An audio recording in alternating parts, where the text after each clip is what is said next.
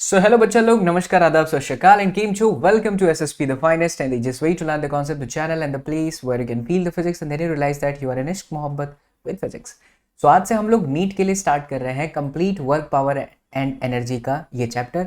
ये वीडियो आपको लगभग 2 से ढाई घंटे 3 घंटे का भी हो सकता है, मुझे भी नहीं पता कितना टाइम लगेगा, लेकिन एक बात तो तय है, अगर आपने इस वीडियो को बहुत ध्यान से शुरू से लेकर के लास्ट तक देखा तो ये आपको बहुत ज़्यादा हेल्प करेगा, स्पेशली आपके नीट एग्जाम के लिए, जेईई मेंस और सीयूईटी और स्पेशली बोर्ड के स्टूडेंट है जिन्हें क्लास 11 की फिजिक्स काफ़ी सता रही है, उनके लिए ये प्लेटफॉर्म है, उनके लिए ये वीडियो है. Trust me, you will be in love with physics. आपको फिजिक्स के साथ प्यार हो जाएगा, ये मेरी गारंटी है.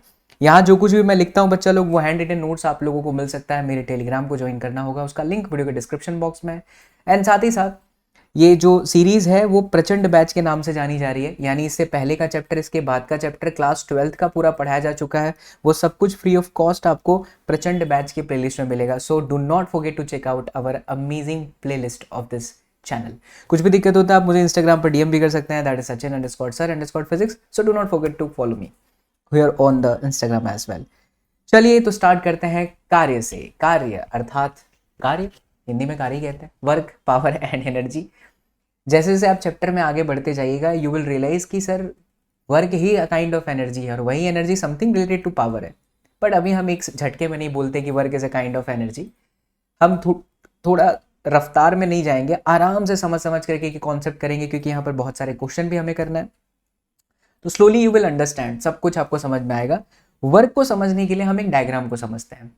जैसा आप यहाँ देख पा रहे हैं कि वी हैव अ वंडरफुल खूबसूरत सा एक सरफेस, और इस सरफेस के ऊपर एक एम मास का ब्लॉक रखा हुआ है. अच्छा, एक और बात, आई होप आपने Newton's law of motion chapter अच्छे से पढ़ा है. नहीं पढ़ा है तो डिस्क्रिप्शन बॉक्स चेक करो, 4 घंटे का सेशन है, आपके एनएलएम का एक भी पॉइंट नहीं छूटा है. उस वीडियो को जरूर देखना, लिंक वीडियो के डिस्क्रिप्शन बॉक्स में है, प्रचंड बैच के प्लेलिस्ट के अंदर ही है. तो यहाँ पर एम मास का ब्लॉक है, और ये जो एम मास का ब्लॉक है बच्चा लोग, थीटा जितने एंगल पर आपने ऐसे कुछ फोर्स लगाया और आप इसे खींचते हो, तो आप क्या देखते हो कि जब आपने इसे खींचा तो ये डी जितना डिस्प्लेस्ड हो करके, कुछ डिस्प्लेसमेंट कवर करके दूसरे पोजीशन पर पहुंच गया, यानी कि इस पर्टिकुलर पॉइंट 1 से पर्टिकुलर पॉइंट नंबर 2 पर पहुंचा. यानी हम किसी भी वस्तु पे, किसी भी ऑब्जेक्ट पे जब फोर्स लगाते हैं तो फोर्स के लगने से उसका कुछ ना कुछ डिस्प्लेसमेंट होता है. और ये जो क्वांटिटी है, फोर्स एंड डिस्प्लेसमेंट, इनका मल्टीप्लीकेशन यानी इनका जो प्रोडक्ट होता है वही आपका वर्क बोला जाता है. यानी जब जब किसी भी ऑब्जेक्ट पे फोर्स लगेगा तब समझ जाइए वहां पर कार्य हुआ है. मेरे हाथ में यहाँ पर पेन है, मैं इस पेन को यहाँ से यहाँ ले जाना चाहता हूँ, then I have to apply some force, right. तो मतलब फोर्स तो है ही, तो फोर्स के साथ इसका कितना डिस्प्लेसमेंट हुआ उसको मल्टीप्लाई कर दीजिए, that is a kind of work. Generally हम वर्क इज इक्वल टू ऐसे डेफिनेशन के तौर पे बोल दे रहे हैं कि फोर्स इनटू डिस्प्लेसमेंट, बट क्योंकि बच्चा फिजिक्स है तो थोड़ा और अच्छे से आपको समझना चाहिए. फोर्स इनटू डिस्प्लेसमेंट का और जानकारी लेते हैं. अगर हम इसका यूनिट देखें तो सिंपल है, फोर्स का यूनिट न्यूटन होता है एंड डिस्प्लेसमेंट का मीटर होता है, और जूल भी एक तरीके से इसका यूनिट हो सकता है. अभी आगे आपको पता भी चलेगा, लेकिन अभी आप यहाँ याद रखिए. मैंने कहा कि थोड़ा सा डिटेल में समझते हैं, सिर्फ फोर्स इनटू डिस्प्लेसमेंट नहीं है. अच्छा, फोर्स इनटू डिस्प्लेसमेंट तब ना होता जब फोर्स आप ऐसे लगाते हैं. यहाँ तो बच्चा फोर्स आपने थीटा जितने एंगल पर लगाया है, जाहिर सी बात है कि थीटा के 2 कंपोनेंट हो जाएंगे. थीटा की तरफ हमेशा कौन सा कंपोनेंट होता है, कॉस थीटा, और उसके अगेंस्ट में कौन सा कंपोनेंट होता है, साइन थीटा. अब जरा सोच करके देखो कि मैंने बच्चा यहाँ पर फोर्स का कंपोनेंट लिया है in the direction of displacement. Please concentrate what I am saying. Force का component in the direction of displacement, because body को ले जाने वाला फोर्स यहाँ पे ये रिस्पॉन्सिबल है cos theta, which is horizontal, which is parallel to this horizontal surface. But this F sine theta is not responsible. अगर आप ऐसे टेढ़ा भी खींचते हो तो बॉडी ऐसे ऊपर थोड़ी ना जाती है, बॉडी तो यहाँ से उठ करके यही जाती है. इसलिए रिस्पॉन्सिबल फोर्स कौन सा हुआ, एफ कॉस थीटा. तो चलिए अब हम हमारे डेफिनेशन को थोड़ा और अच्छा कर देते हैं और ज़्यादा इसको रेक्टिफाई कर देते हैं. तो बेसिकली हम कहेंगे कि work is equal to displacement multiply component of force in the direction of displacement. In the direction of displacement. I hope you are getting my point. Because displacement आपका D है और force आपका F cos theta है. तो ये आपका work का real proper definition हुआ. बट स्कूलों के अंदर आप पढ़ोगे तो बस यही सिखाया जाता है कि फोर्स का कंपोनेंट लीजिए इन द डायरेक्शन ऑफ डिस्प्लेसमेंट. पर सच्चाई तो ये है कि जरूरी नहीं है कि हम फोर्स का कंपोनेंट तोड़े, थोड़ा सा और फिजिक्स को, और कितना खूबसूरत फिजिक्स है, इसको थोड़ा सा और स्ट्रॉन्ग करो, तो देखो यहाँ से यहाँ तक डिस्प्लेसमेंट है, राइट। हम ऐसा भी तो कह सकते हैं डिस्प्लेसमेंट का component along the direction of force, I can write D cos theta multiply by F, तो भी तो सेम आंसर मिलेगा, है कि नहीं। तो जैसे अगर यहाँ पर ये आपका डिस्प्लेसमेंट डी था और ये है फोर्स की डायरेक्शन, यहाँ हमने थीटा किया, तो डी का ये कंपोनेंट कौन सा हो गया, डी कॉस थीटा। तो आप यहाँ पर वर्क कहेंगे force into component of displacement in the direction of force. इससे बड़े बड़े क्वेश्चन आपके छू मंतर हो जाएंगे अगर आप इस कॉन्सेप्ट को अच्छे से जी गए तो।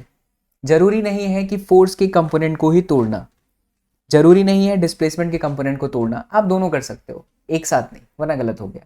तो डी का कॉस थीटा लीजिए along the direction of force F, या एफ का कंपोनेंट लीजिए along the direction of displacement. तो what is the real formula of the work done, चाहे मैं ये सिचुएशन लूं W is equal to D F cos theta, या मैं ये सिचुएशन लूँ बच्चा एफ डी कॉस थीटा, दोनों ही सिचुएशन का सार, दोनों ही सिचुएशन का थीम ये कहता है कि it is the scalar product, क्योंकि W is equal to F dot D हो जाएगा, when we remove the dot we have cos theta, so W is equal to F dot D. This is the best way to remember work का proper formula. तो अगर आपसे कोई पूछ लेता है कि वर्क है क्या, तो उसे सिर्फ ऐसे मत कहिए कि work is force into displacement, because that is wrong actually. What is the reality? The reality is force into component of displacement in the direction of force, या फिर displacement into component of force in the direction of displacement। तो दोनों के ही component को तोड़ा जा सकता है। आइए कुछ और बातें करते हैं। ये जो फॉर्मूला आपने अभी अभी देखा है, वर्क इज इक्वल टू सीधा सीधा एफ डॉट डी या एफ डी कॉस थीटा और डी एफ कॉस थीटा, और you can say F cos theta multiply by D. इन तमाम सिचुएशन के अंदर हमने माना है कि हमारे बॉडी पे लगने वाला जो फोर्स है वो कांस्टेंट फोर्स है, यानी अगर मैंने 10 न्यूटन का फोर्स लगाया तो 10 न्यूटन से जितना डिस्प्लेसमेंट हुआ हम उसी वर्क की चर्चा कर रहे हैं। But is it necessary that always you are going to apply a constant force on a body? The answer is of course no sir. ऐसा बिल्कुल भी जरूरी नहीं है कि हम हर वक्त कांस्टेंट फोर्स ही बॉडी पे लगाएंगे। ऐसी भी सिचुएशन हो सकती है कि फोर्स वेरिएबल है, यानी फोर्स लगातार वेरी कर रहा है। तो जब वेरिएबल फोर्स होता है तो वेरिएबल फोर्स के क्वेश्चन में हम वर्क कैसे निकालते हैं? तो बड़ा ही सिंपल सा फंडा है। जैसे मान लो कि यहाँ पर एक मैंने पाथ लिया है, एक पार्टिकल जो है पॉइंट 1 से पॉइंट 2 तक मोशन कर रहा है, इसके तमाम जगह पर जो है फोर्स का डायरेक्शन अलग है, फोर्स की वैल्यू अलग है, सब कुछ अलग है। तो एट द एंड 1 से लेकर के 2 तक का जो ओवरऑल वर्क होगा डब्ल्यू नेट, आपको नहीं लगता that is the sum of F and then छोटे छोटे displacement D X? The answer is yes sir, it's just like F dot D. Here I have the net force is equal to sigma of F dot D X. ऐसी situation जहां पर work variable, हमें निकालना है work done by the variable force, force लगातार vary कर रहे हो, तब उस सिचुएशन में हमें छोटे छोटे स्टेप्स लेने होंगे, उन तमाम छोटे छोटे स्टेप्स पर वर्क निकालना होगा और उन सभी वर्क को जोड़ना होगा। ये बड़ी अजीब सी बात है, इसे आप दिमाग से निकाल करके फेंक दो, इतना लंबा समझने का। सिंपल याद रखो यार, क्योंकि अपने को नीट में डायरेक्ट फॉर्मूले से ही समझ में अपने को काम करना है। एंड एक बार कॉन्सेप्ट की क्लैरिटी हो जाए तो directly you have to use the equation. इसे मैथ्स की भाषा में जो सिग्मा होता है इसको इंटीग्रेशन बोलते हैं, जो कि आप पहली बार नहीं देख रहे हो, इससे पहले भी आप देख चुके हो, एफ डॉट डी एक्स, और ये आपका हो गया डब्ल्यू। बट क्योंकि फोर्स और डिस्प्लेसमेंट दोनों ही वेक्टर क्वांटिटी है, इसीलिए W is equal to F dot D X तब लगाओगे आप जब फोर्स और डिस्प्लेसमेंट दोनों ही x डायरेक्शन में हो। क्या इसी तरीके से ये हो सकता है एफ डॉट डी वाई? क्या इसी तरीके से ये हो सकता है F dot D Z? The answer is yes sir. So here is the formula of work done by the variable force. Will do some problem as well, but पहले हम ये पूरा कॉन्सेप्ट वर्क का अच्छे से कंप्लीट कर लेते हैं। तो पहला फॉर्मूला है एफ डॉट डी बच्चा पार्टी, एंड जो दूसरा फॉर्मूला है वो है integration F dot D x. एक क्वेश्चन कर ही लेते हैं, ये क्या ही बुराई है। जैसे मान लीजिए कि आपको एक क्वेश्चन दिया हुआ है, यहाँ पर मैं आपके सामने क्वेश्चन बनाता हूँ तुरंत के तुरंत। Suppose F is equal to 2x plus 3 दे रखा है and this is newton. Now it is clear that force is acting in the direction of x, and इस डायरेक्शन में फोर्स लगने की वजह से जो पार्टिकल का मोमेंट हुआ वो x is equal to 1 metre से x is equal to 2 metre हुआ।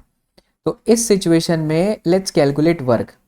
नाउ इट्स क्लियरली एविडेंट, यहाँ पर एकदम क्लियरली स्पष्ट हो चुका है कि फोर्स 2x प्लस 3 है और पार्टिकल का जो पोजीशन चेंज हुआ 1 मीटर से 2 मीटर हुआ, तो हम वेरिएबल फोर्स की वजह से वर्क डन का इक्वेशन यूज कर लेते हैं, that is integration f dx, just because force and displacement both are in x direction, my dear student. So when you remove this dot, there will be a cos, and force and displacement both are in the same direction, so cos 0 is there. cos 0 की value कितनी होगी? 1. Alright, तो चलिए f की value रख देते हैं, integration 2x plus 3, then we have dx, the lower limit से is 1 metre, upper limit is 2 metre. तो 2 इंटीग्रेशन का रूल आप जानते हो, पावर में जो भी है उसमें हम एक जोड़ देंगे, तो ये आपका हो गया एक्स स्क्वायर बाई 2, डिनोमिनेटर में वही आएगा, 1 से 2 प्लस 3 एंड देन x 1 से लेकर के 2। अच्छा, यहाँ पर मेरे को थोड़ा सा जादू करना पड़ेगा, बच्चा लोग तुम लोग अंदर बैठ जाओ, डिस्टर्ब होगा। चुगला पार्टी, ये चुगला पार्टी, अंदर बैठ जाओ। चलो बच्चा, हम कंटिन्यू करते हैं। अच्छा, थोड़ा मुझे और जादू दिखाना पड़ेगा, तो ये अंदर लेके नाउ इट्स विजिबल। ऑलराइट, तो चलिए, तो 2/2 से ये कैंसिल हो जाएगा, यानी कि यहाँ पर एक्स स्क्वायर। चलिए, तो अब इसको सॉल्व कैसे करते हैं? तो सबसे पहले हम x की जगह पर अपर लिमिट रखेंगे, और अपर लिमिट की वैल्यू कितनी दिखाई दे रही है? That is 2, clearly you can see, clear है यहाँ पर। तो 2 का स्क्वायर कितना हो गया बच्चा? 4, and then minus lower limit, तो 1 का square, because there is x का square, so it's something like upper limit minus lower limit. ठीक है, ओके। अच्छा, ये देखो न्यूटन्स लॉ ऑफ मोशन के हैंड रिटन नोट्स भी यहाँ पर है, काइनेमेटिक्स के भी हैं, वर्क पावर पे हम चलते हैं। तो अब बहुत ही सिंपल है, इसी तरीके से आप x की जगह पर अपर लिमिट रखेंगे, क्योंकि यहाँ पर स्क्वायर है नहीं, तो सीधा सीधा 2 एंड देन -1, सो 3 प्लस 3 में 2 में से 1 गया तो 1 और इंटू 3, तो ये आपका हो गया 3 3 6 जूल। ये आपका आंसर आ गया, है ना? सिंपल फिजिक्स बहुत प्यारा सब्जेक्ट है, मैं बता रहा हूँ बच्चा लोग। बस अपने कॉन्फिडेंस को बिल्ड करने के लिए बहुत अच्छे से अगर आप पढ़ते हैं, एक ऐसे टीचर को पकड़ लीजिए जो आपको प्यार करवा दे, and trust me this is the platform where you can feel and the day will come in your life when you realize that you are an ishq mohabbat with the subject. So चलिए आगे बढ़ते हैं। तो ये तो हमने देखा कि सर वेरिएबल फोर्स से होने वाला जो वर्क डन है, इसी तरीके से एक चीज़ होती है बच्चा जिसको हम कहते हैं कि ग्राफ के थ्रू वर्क को कैलकुलेट करना। इससे पहले भी हम लोग कई बार ये चीज़ पढ़ चुके हैं कि जैसे ये f है और ये आपका x है, जनरली हम लोग कह रहे हैं कि w is equal to integration f dx। मतलब बच्चा लोग, अगर y एक्सिस पे आपका ये क्वांटिटी है, x एक्सिस पे आपका ये क्वांटिटी है, तो इंटीग्रेशन करने पे आपको वर्क मिल जाएगा। और जब ऐसी सिचुएशन आ जाए तो समझ लीजिए आपको एरिया ही निकालना है। अगर कोई नॉर्मल शेप दिया है, ट्रायंगल दिया है, रेक्टेंगल दिया है, f वर्सेस x का ग्राफ है, तो सीधा सीधा आप एरिया कैलकुलेट कर लीजिए, वही एरिया क्या हो जाएगी? वर्क डन हो जाएगी। ठीक है, तो अभी हम आगे इसके क्वेश्चन भी देखेंगे। फिलहाल अगर ग्राफ दिया है तो ग्राफ से हम वर्क डन इस तरीके से निकालेंगे।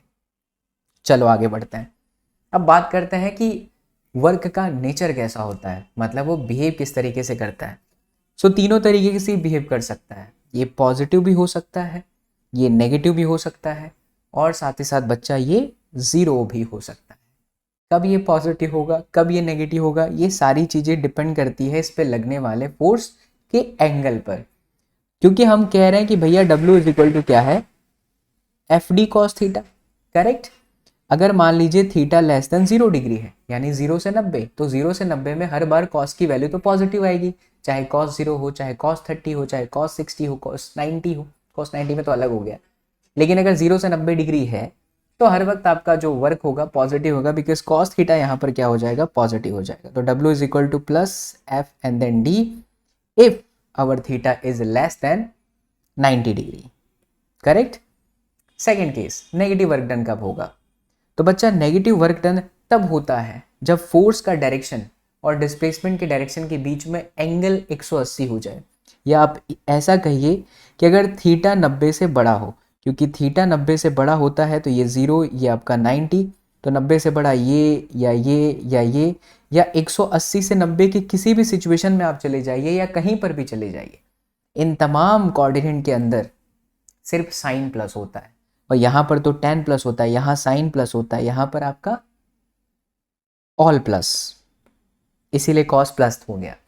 लेकिन अगर यहाँ जाएंगे तो सिर्फ साइन प्लस होगा, यहाँ पे tan प्लस होगा और यहाँ पर आपका cos प्लस होगा।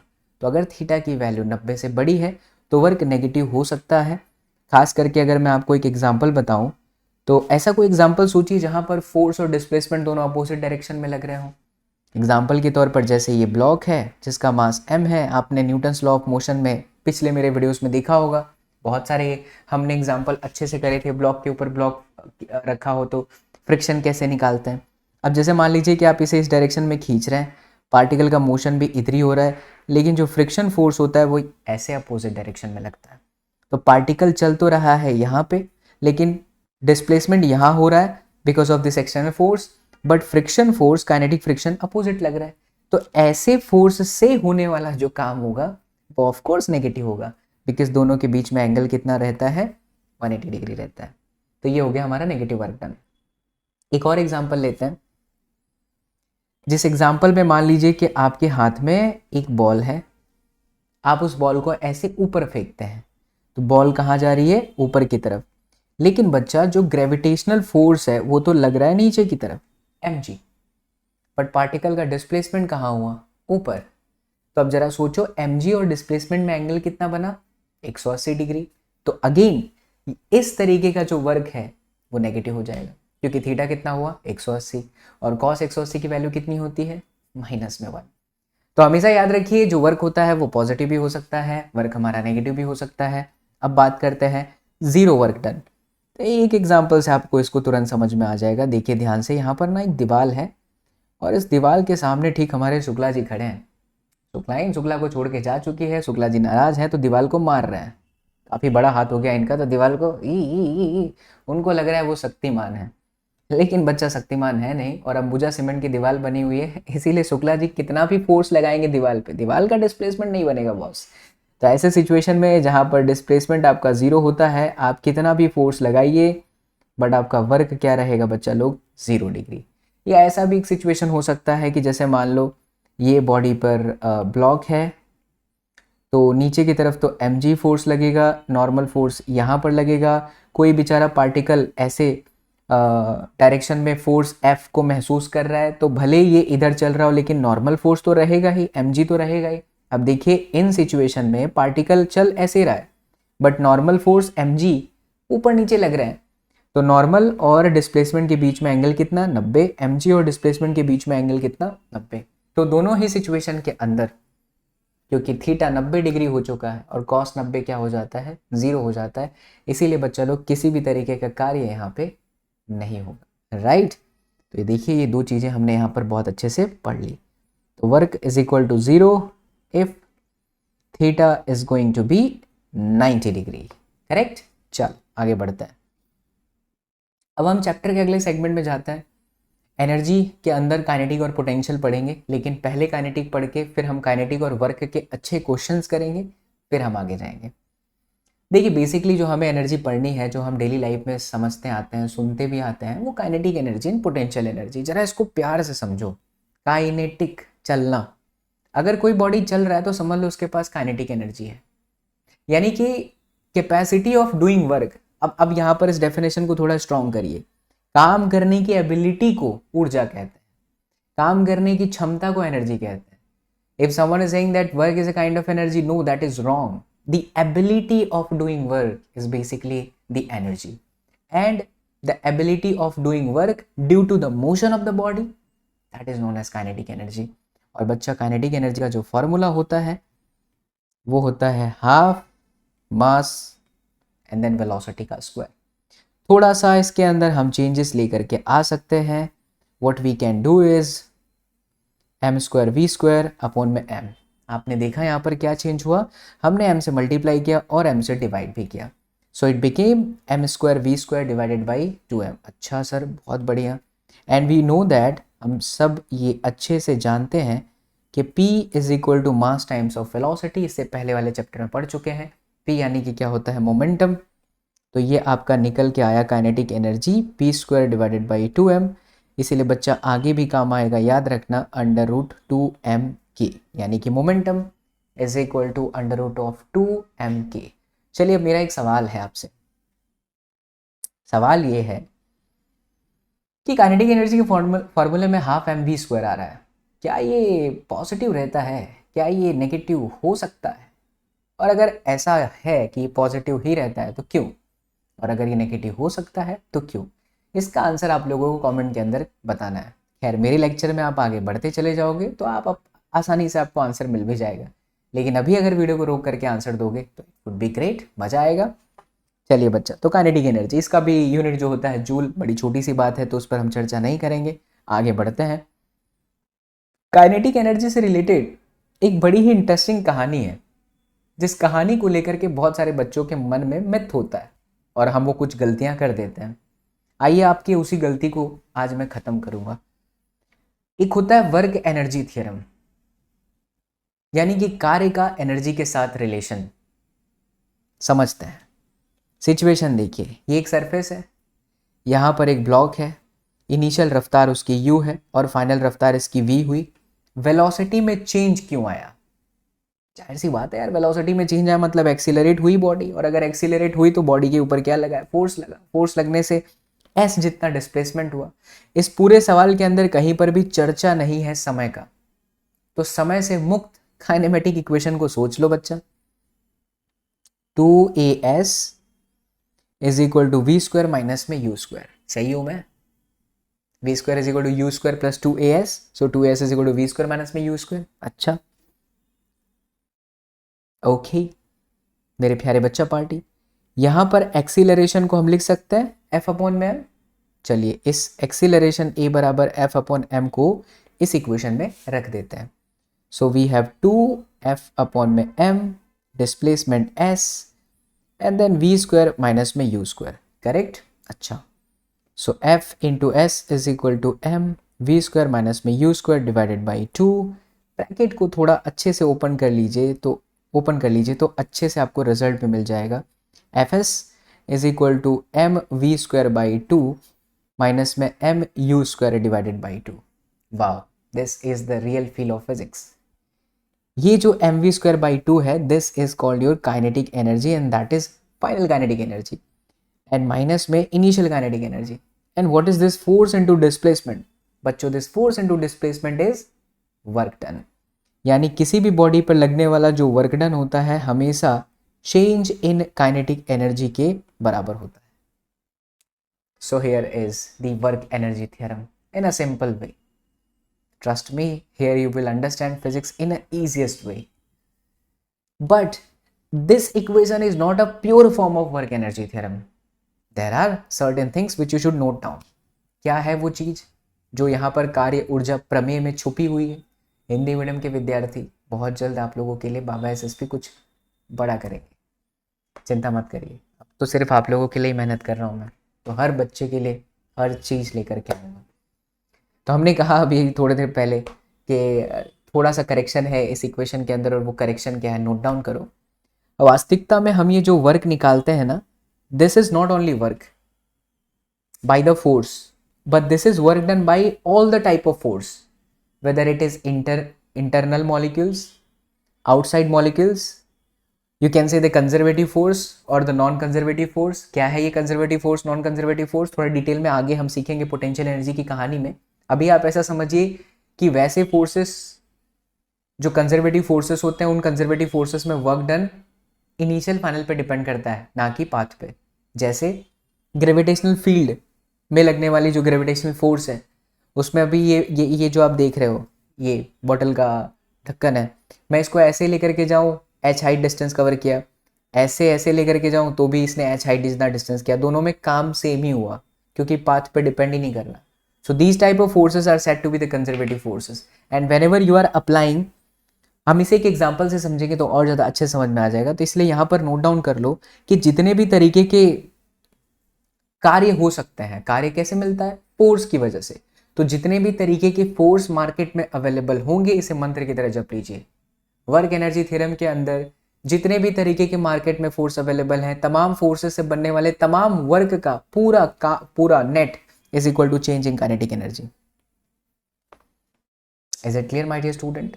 So work done, net work done is equal to what? Change in kinetic energy. चलिए इसको समझते हैं एक एग्जाम्पल से, क्योंकि जब एग्जाम्पल आपके सामने आ जाएगा तो एकदम कॉन्सेप्ट क्लियर हो जाएगा. Let us understand, here is wonderful example we have. And मैं आपको कुछ और चीज़ बोलता हूँ कि जब हम काइनेटिक एनर्जी के क्वेश्चन को सॉल्व करेंगे, so I am going to tell you few steps. उस फ्यू स्टेप्स को अगर आप माइंड में लेके आ गए, वही स्टेप्स को हर बार फॉलो करिए, सारे क्वेश्चन आपसे बनेंगे. चलिए देखिए यहाँ पे, जैसे बच्चा लोग यहाँ पर ना एक बॉल है, इस बॉल को ऊपर से रिलीज कराया गया, 20 मीटर तक नीचे आते आते इस बॉल ने 10 मीटर पर सेकेंड की रफ्तार अचीव कर ली. बॉल का मास दे रखा है 5 किलो. सवाल बोलता है भैया निकालो work done by the air resistance. Air resistance मौजूद है, उसने कितना काम किया. जाहिर सी बात है यहाँ पर काम आ गया, वेलोसिटी आ गया, तो we can use work energy theorem. But how to apply work energy theorem and how to understand that there is work energy theorem का example. It's simple. Velocity is there, mass is there. Of course, there is a change, a kinetic energy. If there is a kinetic energy, of course there is work. Because work, net work done is equal to what? Change in kinetic energy. अब जरा अच्छे से समझना, यहाँ पर कितने तरह के फोर्स हैं जब ये बॉल नीचे गिर रहा है. तो पहले स्टेप में तो आप पोजीशन 1, पोजीशन 2 मार्क कर लीजिए. यानी कि इनिशियल पोजीशन क्या है, फाइनल पोजीशन क्या है, accordingly find the kinetic energy. पहला स्टेप पोजीशन मार्क करो. तो हमारा पहला पोजीशन ये है इनिशियल, और ये हमारा दूसरा पोजीशन है. I can find kinetic energy. Now my initial kinetic energy would be 0. Why? Because initial velocity है ही नहीं, रिलीज किया ना आपने, तो इनिशियल काइनेटिक एनर्जी क्या हो गई, 0 हो गई. ये आपका हो गया 0 जूल. ठीक है. अच्छा, फाइनल काइनेटिक एनर्जी, जब वो 20 मीटर पर सेकेंड नीचे आ गया, तो 1/2 the mass is what, that is 5 kg and velocity is what, that is 100. Cut किया 250. am I right? Yes. So it's 250 joule. This is final kinetic energy. So step number 1, you can say you have to mark the initial and final, और उसके accordingly आप kinetic energy निकाल लीजिए, final और initial.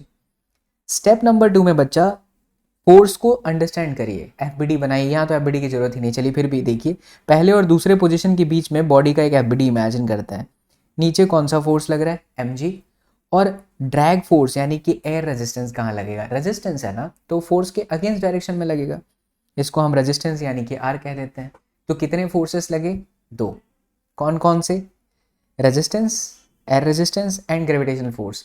यानी जब हम कहते हैं कि वर्क डन नेट, तो वर्क डन नेट कितना हुआ, तो ये आपका हो गया ग्रेविटेशनल फोर्स वाला प्लस रेजिस्टेंस वाला, is equal to my dear student change in kinetic energy. And what is change in kinetic energy here in this equation. So 250 minus 0, that is going to be 250 joule. This is gravity plus resistance. अच्छा, हमें ये तो निकालना है बच्चा लोग resistance की वजह से, तो ग्रेविटी वाला वर्क डन कितना होगा, वर्क डन ग्रेविटी की वजह से. ध्यान दीजिए, तो mg नीचे की तरफ है, बॉल का मास कितना है 5, g कितना होता है 10, तो ये 50 न्यूटन. और ये कितना डिस्प्लेसमेंट कवर करके आया ऊपर से नीचे तक, यहाँ से यहाँ तक 20, तो s is equal to 20. But s ऊपर है, mg नीचे है, तो वर्क कितना हुआ, माइनस में 50 इंटू. अच्छा नहीं, ध्यान से, ऊपर कैसे है, पार्टिकल नीचे ही आ रहा है ना. इट्स माई मिस्टेक, माई अलोपोजी. पार्टिकल पे mg नीचे ही लग रहा है और डिस्प्लेसमेंट भी यही हो रहा है, तो both are in the same direction. It is not going to be minus because cos 0 will be 1. mg and theta, sorry, mg and displacement both are in the same direction, so it would be plus because mg cos 0 is there. So 50 times of 20, तो ये आ गया आपका 1000 joule. यानी कि 1000 plus reaction वाला work done, resistance वाला work done 250. So finally we have minus में 750 joule. Here we have the final answer. यानी कि रेजिस्टेंस की वजह से जो वर्क डन होगा वो आपका कितना आंसर आएगा, -750 जूल. करेक्ट. कैसा लगा बच्चा लोग ये एग्जाम्पल. ये आपकी एक शुरुआत है, अगर इसे आप अच्छे से समझ रहे हैं ना, तो फिर आगे के सारे क्वेश्चन आपसे बनने लगेंगे. आइए एक और करते हैं वर्क एनर्जी थ्योरम पर बेस्ड. हियर वी हैव, तो एक ब्लॉक आप देख रहे हैं जिसका एंगल वो एक इंक्लाइंड वेज पर रखा हुआ है, 37 डिग्री के एंगल पर मैं देख पा रहा हूँ और आप भी देख पा रहे हैं स्क्रीन पर, बहुत ही क्लियर है, एविडेंट है. प्लस ना ये स्मूथ सरफेस नहीं है, क्योंकि इस ब्लॉक और सरफेस के बीच में म्यू दे रखा है, that is the friction coefficient, friction mu, it can be mu के और म्यू एस, जब ना दिया हो तो म्यू एस म्यू के दोनों को सेम कंसिडर करते हैं। सवाल ये कहता है कि find the distance travelled by the box before it comes to rest, और इसको इनिशियल रफ्तार मिली है कितनी, 20 मीटर पर सेकेंड। हमें नहीं पता कि 20 मीटर पर सेकेंड कहाँ से आया, हमें जानने की आवश्यकता भी नहीं है, हम स्टेप्स को फॉलो करते हैं क्योंकि यहाँ पर मास दे रखा है, सवाल को पहचानो, मास दे रखा है, वेलोसिटी दे रखी है और लास्ट वाली वेलोसिटी भी 0 है। तो स्टेप नंबर 1 में mark the position, this is going to be the initial position, this is going to be the second position. तो हमने यहाँ पर मार्किंग करा, ये आपका m और इसकी लास्ट में वेलोसिटी कितनी है, 0, बिकॉज बोल ही रहा है क्वेश्चन में, रुक जाएगा। ऑलराइट, और ये कितना डिस्टेंस, अच्छा डिस्टेंस तो पूछ ही रहा है तो हमें नहीं पता, तो हम ये डिस्टेंस s मान लेते हैं, करेक्ट।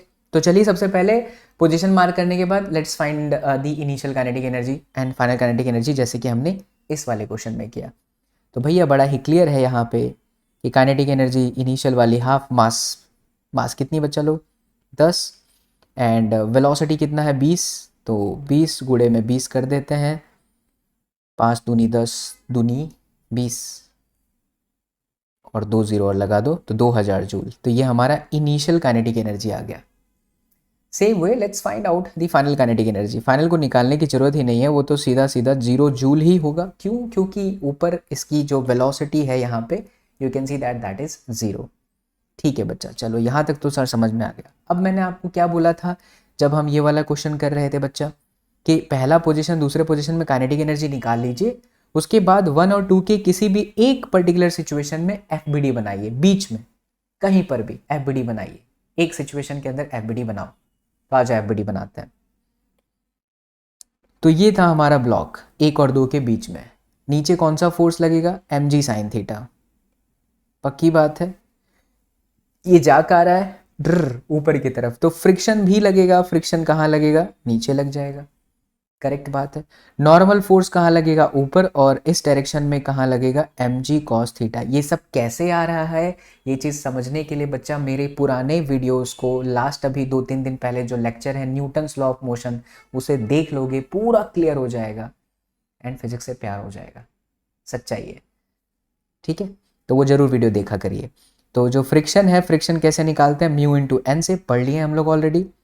तो 0.5 इंटू एन बराबर क्या हो जाएगा, mg cos थीटा। तो चलिए mg cos थीटा कर लेते हैं। 0.5 मास कितना है 10 g 10 and cos theta cos 37 degree. इसका भी ट्रिक है, 37 डिग्री कैसे निकालते हैं, तो ट्रायंगल बना लो, ये 5 ये 3, 5 और 3 के बीच में एंगल 53, ये आपका 37, क्योंकि ये 90 होता है। तो इनकेस यूनिट cos 37, तो cos 37 देखो कितना, ये आपका 4 हो जाएगा ना, तो cos 37 4/5, तो ये आपका हो गया 4/5। ये पॉइंट को हटा के यहाँ से 10 से काट दिया, ये 5 से 5 कट गया, तो ये आपका आ गया 40 न्यूटन, राइट हो। तो फ्रिक्शन हमें मिल गया। अच्छा mg sin थीटा भी साइड में निकाल लेते हैं, कैलकुलेशन आसान हो जाएगा। मास आपका 10 दिया है, जी आपका इतना है, साइन थीटा साइन 37 देखिए कितना है 3/5, 10 दूनी 20, यहाँ कितना हो गया 60 न्यूटन। तो ये आपके पास में 60 न्यूटन और फ्रिक्शन आपके पास में आ गया 40 न्यूटन। हमने एफबीडी बना दिया। एफबीडी क्यों बना रहे हो आप, सोचो। एफबीडी बनाने से आइडिया लग जाता है भाई साहब कि बॉडी पे कितने फोर्स लग रहे हैं, 2, एक तो फ्रिक्शन फोर्स और दूसरा लोड फोर्स या ग्रेविटेशनल फोर्स। क्यों हमने ऐसा किया, क्योंकि अब हमें पता चल गया कि जो हमारा नेट वर्क डन है वो आपका ग्रेविटेशनल फोर्स की वजह से मिल रहा है प्लस फ्रिक्शन की वजह से मिल रहा है, and is equal to change in kinetic energy. वाह, व्हाट एन अमेजिंग कॉन्सेप्ट बच्चा। तो फाइनल काइनेटिक एनर्जी आपकी कितनी थी, 0 माइनस में 2000, ये चमका बढ़िया से। अच्छा अब ध्यान दीजिए, work done by the gravity, gravity वाली फोर्स कहाँ लग रही है, यहाँ पे पार्टिकल का डिस्प्लेसमेंट कहाँ हो रहा है, ऊपर, एंगल कितना 180, because W is equal to F dot D, so it is going to be minus. तो फोर्स कितना बच्चा 60, डिस्प्लेसमेंट कितना नहीं पता, तो S मान लो या X मान लो, इस क्वेश्चन में S लिया मैंने, तो 60S। And the another friction वाला force, again it is in the downward direction, friction in the downward direction, but displacement is happening in the against direction. So what is the angle between these two, again 180, so minus ही आएगा। तो minus में कितना हो गया, 40 Newton का force है, displacement आपका S है, तो 60 40 100 S तो नेट डिस्प्लेसमेंट आपका अपने आप प्लस आ गया यार, 2000 बटे में 100 यानी कि कितना मीटर हो गया बच्चा, 20 metre. This is the final answer. Trust me बच्चा, अगर आपने एग्जाम्पल अच्छे से सीखा है ना, क्योंकि क्या होता है कॉन्सेप्ट को सीखने के बाद एग्जाम्पल कर लो, और एग्जाम्पल अच्छे से कर लोगे तो बड़े क्वेश्चन जो आएंगे भारी भरकम, हालांकि पूरा पैटर्न ही नीट का है, इससे और लेवल का ऊपर का कुछ नहीं आता है, जेई एडवांस वाले बच्चों के लिए आ सकता है, लेकिन आप ऐसे क्वेश्चन को अगर जी गए, फील कर ले गए, तो बाकी चीजें आपके लिए बहुत आसान हो जाएगी। Come on, it's done. ठीक है, चलो तो अब हम आगे स्लाइड के क्वेश्चन लेते हैं और कंटिन्यू करते हैं। चल बच्चा आजा, चलिए आइए और भी शानदार क्वेश्चन करते हैं कुछ। तो हाँ, पोटेंशियल एनर्जी भी हमें पढ़ना है, लेकिन पहले हम कुछ क्वेश्चन कर लेते हैं। तो यहाँ पर हमने इस स्लाइड को कर दिया है बड़ा, and let's deal with this question. यहाँ पर सवाल ये है, पहले हमें कलर चेंज करना पड़ेगा। अ पोजिशन डिपेंडेंट फोर्स, जैसा कि आप देख पा रहे हैं कि F is equal to 7 minus में 2x प्लस 3x स्क्वायर, जो कि बॉडी पे लग रहा है, एंड क्लियरली पता चल रहा है कि ये कांस्टेंट फोर्स नहीं है, ये आपका वेरिएबल फोर्स है। कैसे पता चला ये वेरिएबल फोर्स है? बिकॉज x दिया हुआ है, जैसे जैसे x की वैल्यू चेंज होगी ना, उस हिसाब से आपका फोर्स भी क्या होगा, चेंज होता रहेगा। X on a small body of mass 2 kg and displace it from x is equal to 0 to x is equal to 5, then calculate the work done। तो हमने पढ़ा है कि जब आपके पास में इस तरीके का फोर्स हो जो कि वेरिएबल फोर्स हो, तो वर्क डन का फॉर्मूला इंटीग्रेशन क्या होता है, एफ टी एक्स होता है। करेक्ट, ओके सर, कोई दिक्कत वाली बात है ही नहीं। तो चलिए हम इसे इंटीग्रेट कर देते हैं, 7 माइनस में 2x प्लस में 3x का square, and then we have dx। कहाँ से कहाँ तक इसकी लिमिट है, तो 0 से लेकर के 5 मीटर। ऑल राइट, और कोई बात तो है नहीं यहाँ पर। तो 7 का हो जाएगा 7x, 0 से लेकर के 5, नॉर्मल इंटीग्रेशन। फिर माइनस में x की पावर में 1 है, इंटीग्रेशन कैसे करते हैं हम, जो भी पावर रहता है उसमें एक जोड़ देते हैं। तो ये आपका x का स्क्वायर बाई 2, और ये 2 ऑलरेडी था, कट जाएगा। अगेन ब्रैकेट बनाया, 0 से लेकर के 5 मीटर। फिर उसके बाद आप देख रहे हैं 3x का स्क्वायर। करेक्ट, तो 3x का स्क्वायर में आपका हो जाएगा 3, पावर में देख रहे हैं ऑलरेडी आपके पास में 2 है, तो जो भी पावर रहता है उसमें हम क्या करते हैं, एक ऐड कर देते हैं। तो ये आपका हो गया x3 divided by 3, and we have 0 to 5। Correct, तो चलिए पहले हम x की जगह पर अपर लिमिट रखेंगे, तो 7 गुणे 5 हो गया, माइनस में 0 कोई मतलब है नहीं। x का 25 हो गया, बिकॉज 5 का स्क्वायर आपने कर दिया, अपर लिमिट की वैल्यू यहाँ प्लेस करी। फिर 3 से 3 कट गया, x की जगह पर 5 रखेंगे तो ये आपका 125 हो जाएगा। तो ये आया 35 माइनस में 25 प्लस में 125। करेक्ट है, तो 35 में से 25 चला गया तो बचा 10, 10 और 125 कितना हो गया, 135। यानी कि जो वर्क डन हुआ वो आपका हो गया 135 जूल। That's it. ये क्वेश्चन आप विश्वास मानिए मेरा, नीट में बहुत बार पूछा गया है इसी पैटर्न पर, मतलब वेरिएबल फोर्स गिवन होता है और यहाँ से यहाँ तक डिस्प्लेसमेंट की बात करके फिर आपसे वर्क डन पूछ लेते हैं। Okay, let's see the next question. Now the question is, calculate the amount of work done in raising a glass of water, जिसका जो वजन है वो है 0.5 kilogram through a height of 20 centimetre. तो 0.5 किलोग्राम जो कि उसके ऊपर लग रहा है, उसका वेट इतना है, विंग 0.5 kg है, थ्रू अ हाइट ऑफ कितना, 20 सेंटीमीटर। तो इसको 20 सेंटीमीटर की हाइट तक अगर लेकर के जाना है तो कितना काम करना पड़ेगा। ऑल राइट, आइए इस क्वेश्चन को सॉल्व करते हैं। तो देखिए बहुत ही सिंपल है, फोर्स कितना लग रहा है इसके ऊपर, पानी को लेकर के जाएंगे तो इसके ऊपर फोर्स लग रहा है आपका mg, यानी कि मास इंटू जी इंटू डिस्प्लेसमेंट कितना, तो हाइट दे रखा है आपको 20 सेंटीमीटर का। तो मास है आपका 0.5, जी आपके पास में 10 है, एंड देन h की वैल्यू 20 डिवाइडेड बाई 100 कर देते हैं ताकि ये मीटर में आ जाए जो कि सेंटीमीटर की वैल्यू है। This way you can calculate normally your work done. तो इसको जब आप सॉल्व कर लीजिएगा तो 1 जूल आपका फाइनल आंसर आता है। चलिए आगे बढ़ते हैं। अगला जो सवाल है वो आपकी स्क्रीन पर दिख रहा है, थोड़ा छोटा कर देते हैं इसको, एंड कलरवा हमको लगता है थोड़ा हम चेंज करते हैं तो ज़्यादा बढ़िया होगा, नीला ले लेते हैं। Yes, so my dear student, the next question is a body of mass 20 kg, जो कि 20 किलोग्राम का एक बॉडी है जो कि रेस्ट पर है, उसकी इनिशियल रफ्तार 0 है, उसके ऊपर है ना 5 न्यूटन का फोर्स लग गया। Calculate the work done in the first second. तो पहले सेकेंड में उसके ऊपर कितना काम हुआ ये आपको निकालना है। जाहिर सी बात है हमारे पास में फोर्स है, हमें डिस्प्लेसमेंट निकालना है, और डिस्प्लेसमेंट ऐसे इज इक्वल टू क्या होगा, हाफ 80 स्क्वायर। अब हमारे पास में एक्सीलरेशन पता हो जाए तो हमें डिस्प्लेसमेंट पता चल जाए, तो एक्सीलरेशन निकालने के लिए हम F बराबर में क्या कर लेंगे, m into A. So A is going to be F upon में m। सिंपली अब आप यहाँ रख करके s कैलकुलेट करिए, और जैसे ही आपको s निकल जाएगा तो वर्क इज इक्वल टू क्या होगा, फोर्स इंटू डिस्प्लेसमेंट। यहाँ पर डॉट हटाएंगे तो कॉस जीरो आएगा, जिसकी वैल्यू हो जाएगी 1। कॉस जीरो क्यों हुआ, क्योंकि फोर्स और डिस्प्लेसमेंट का डायरेक्शन यहाँ पर सेम दिशा में होगा। ठीक है, तो लीजिए इस तरीके से आपका आंसर आ जाएगा 5/8 joule. Let's see the next question, और कैसे वर्क के क्वेश्चन आते हैं। अब आया है ग्राफ का क्वेश्चन।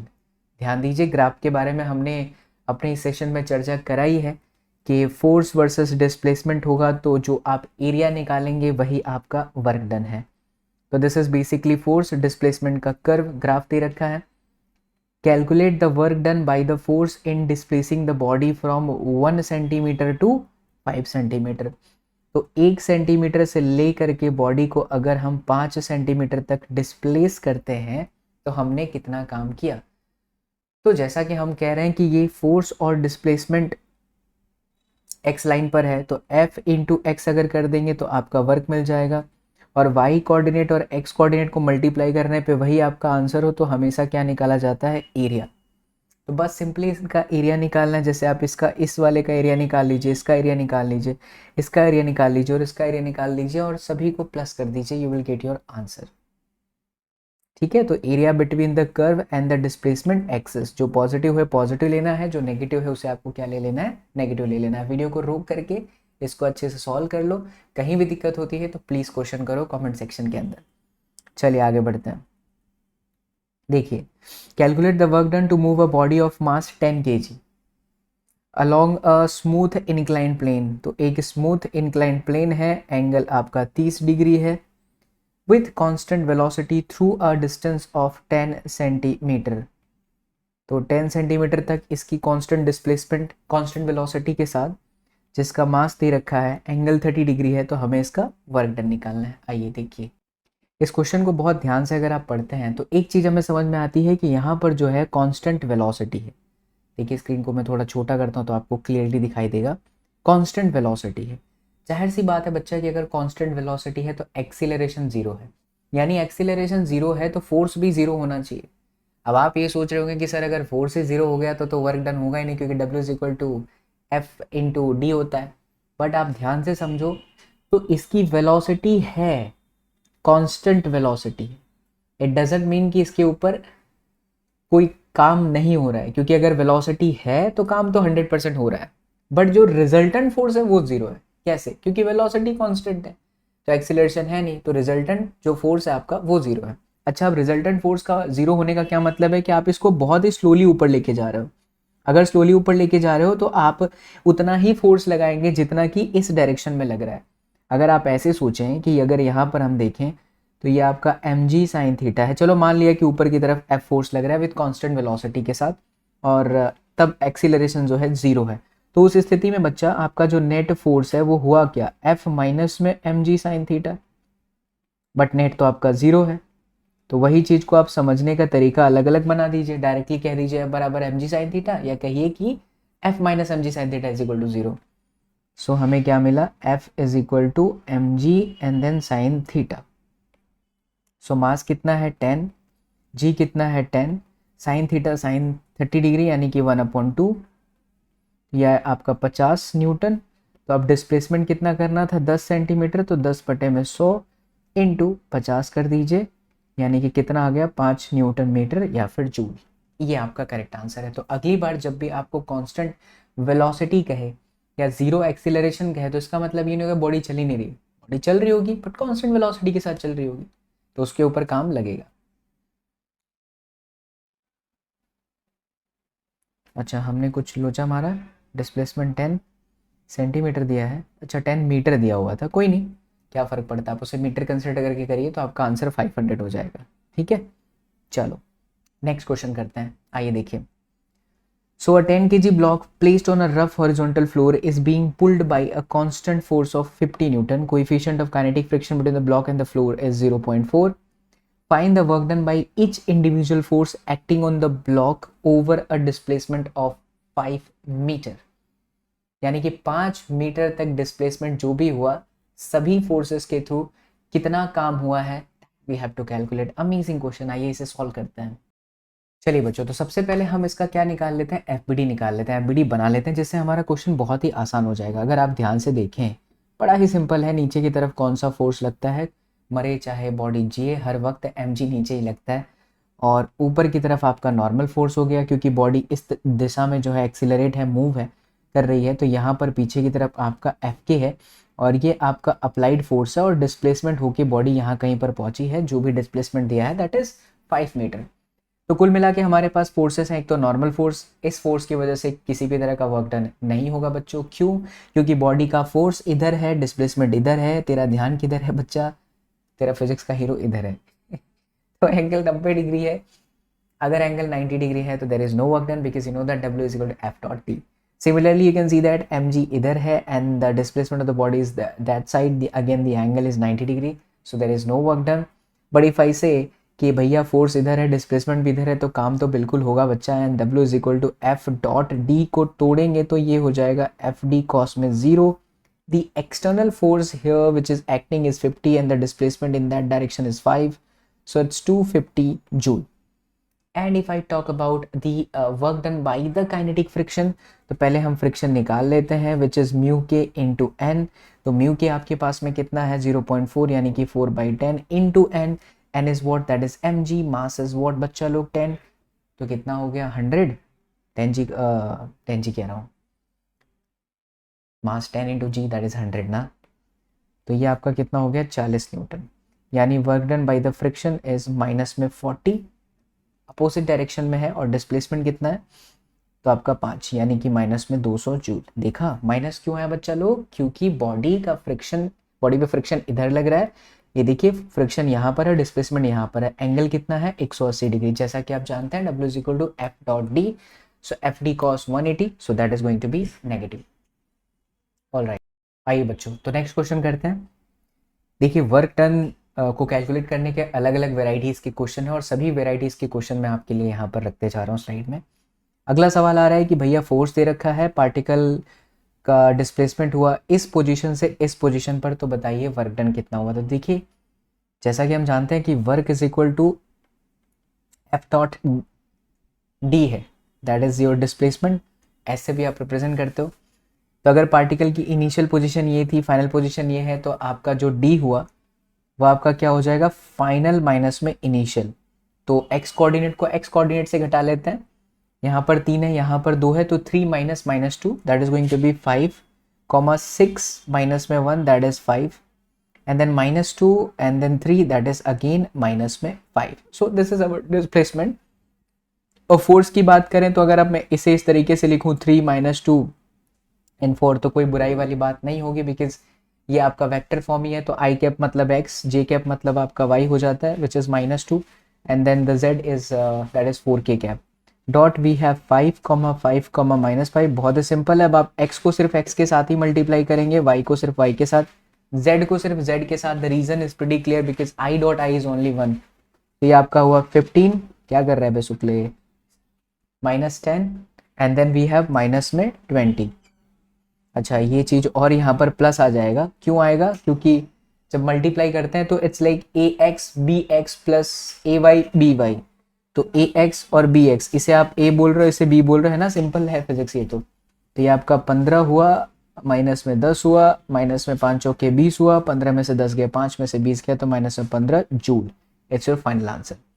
चलिए नेक्स्ट देखिए क्वेश्चन, आपके स्क्रीन पर एक और सवाल आ चुका है। A particle is shifted from this particular point to this particular point under the simultaneous action of several forces। यानी कि ये इसकी इनिशियल पोजीशन हुई बच्चा, ये इसकी फाइनल पोजीशन हुई। फिर कहता है two of them are this force and this force, find the work done by the resultant of these two forces। तो सबसे पहले हम इन दोनों का रिजल्टेंट फोर्स देख लेते हैं। रिजल्टेंट फोर्स को अगर हम Fr से रिप्रेजेंट कर दें, तो आई कैप को आई कैप के साथ जोड़िए, राइट। सो 2i प्लस आई कैप कितना हो गया, स्क्रीन पर दिख रहा है साफ साफ, 2i प्लस आई 3i plus 3j minus 2j कितना हो गया बच्चा, प्लस में j, एंड माइनस के प्लस 2k कितना हो गया बच्चा, माइनस में के, 3j माइनस 2j, ये प्लस होना चाहिए। This is resultant force. And अब हम डिस्प्लेसमेंट की बात कर लें, तो डिस्प्लेसमेंट में 0 माइनस में 1, सॉरी फाइनल माइनस इनिशियल करते हैं ना, yes. So 1 minus 0 that is 1, मतलब कि आई कैप, 1 माइनस में 0 that is again I cap, and 2 यहाँ पर आपका क्या था, 1 है, राइट, ऑलराइट ऑलराइट। तो 2 माइनस 1 आपका कितना हो गया, 1, यानी कि के कैप। अब आपको W इज इक्वल टू क्या करना है, F dot D, so that we know that कि हम x को सिर्फ x के साथ, y को सिर्फ y के साथ ही मल्टीप्लाई कर सकते हैं। तो 3 into 1 that is 3 plus 1 and then minus 1, यानी कि कितना हो गया, 3 joule. This is our final answer, that's it. अच्छा लोचा मार दिया हमने, 3i plus J plus K cap है।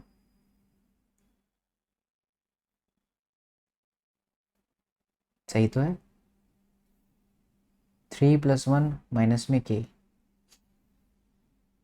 यहाँ प्लस के कैप लिखा है इन्होंने, तो प्लस के कैप किसकी वजह से आएगा, 3i, इसको जोड़ा, अरे आई एम रियली सॉरी बच्चा, देयर इज छोटा सा मिस्टेक, माफ़ी चाहेंगे इसके लिए।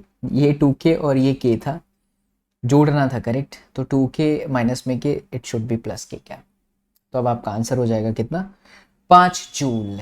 चलिए आगे बढ़ते हैं, अगला सवाल देखते हैं। देखिए ये आपके AIPMT मेंस 2006 का सवाल है।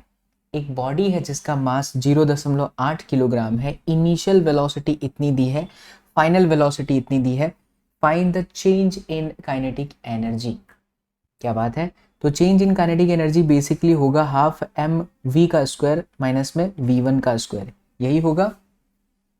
यानी कि आप पहले हाफ एम वी स्क्वायर निकालोगे, half M V I square निकालोगे, फिर half M V two square निकालोगे और माइनस कर दोगे तो आंसर आ जाएगा clearly.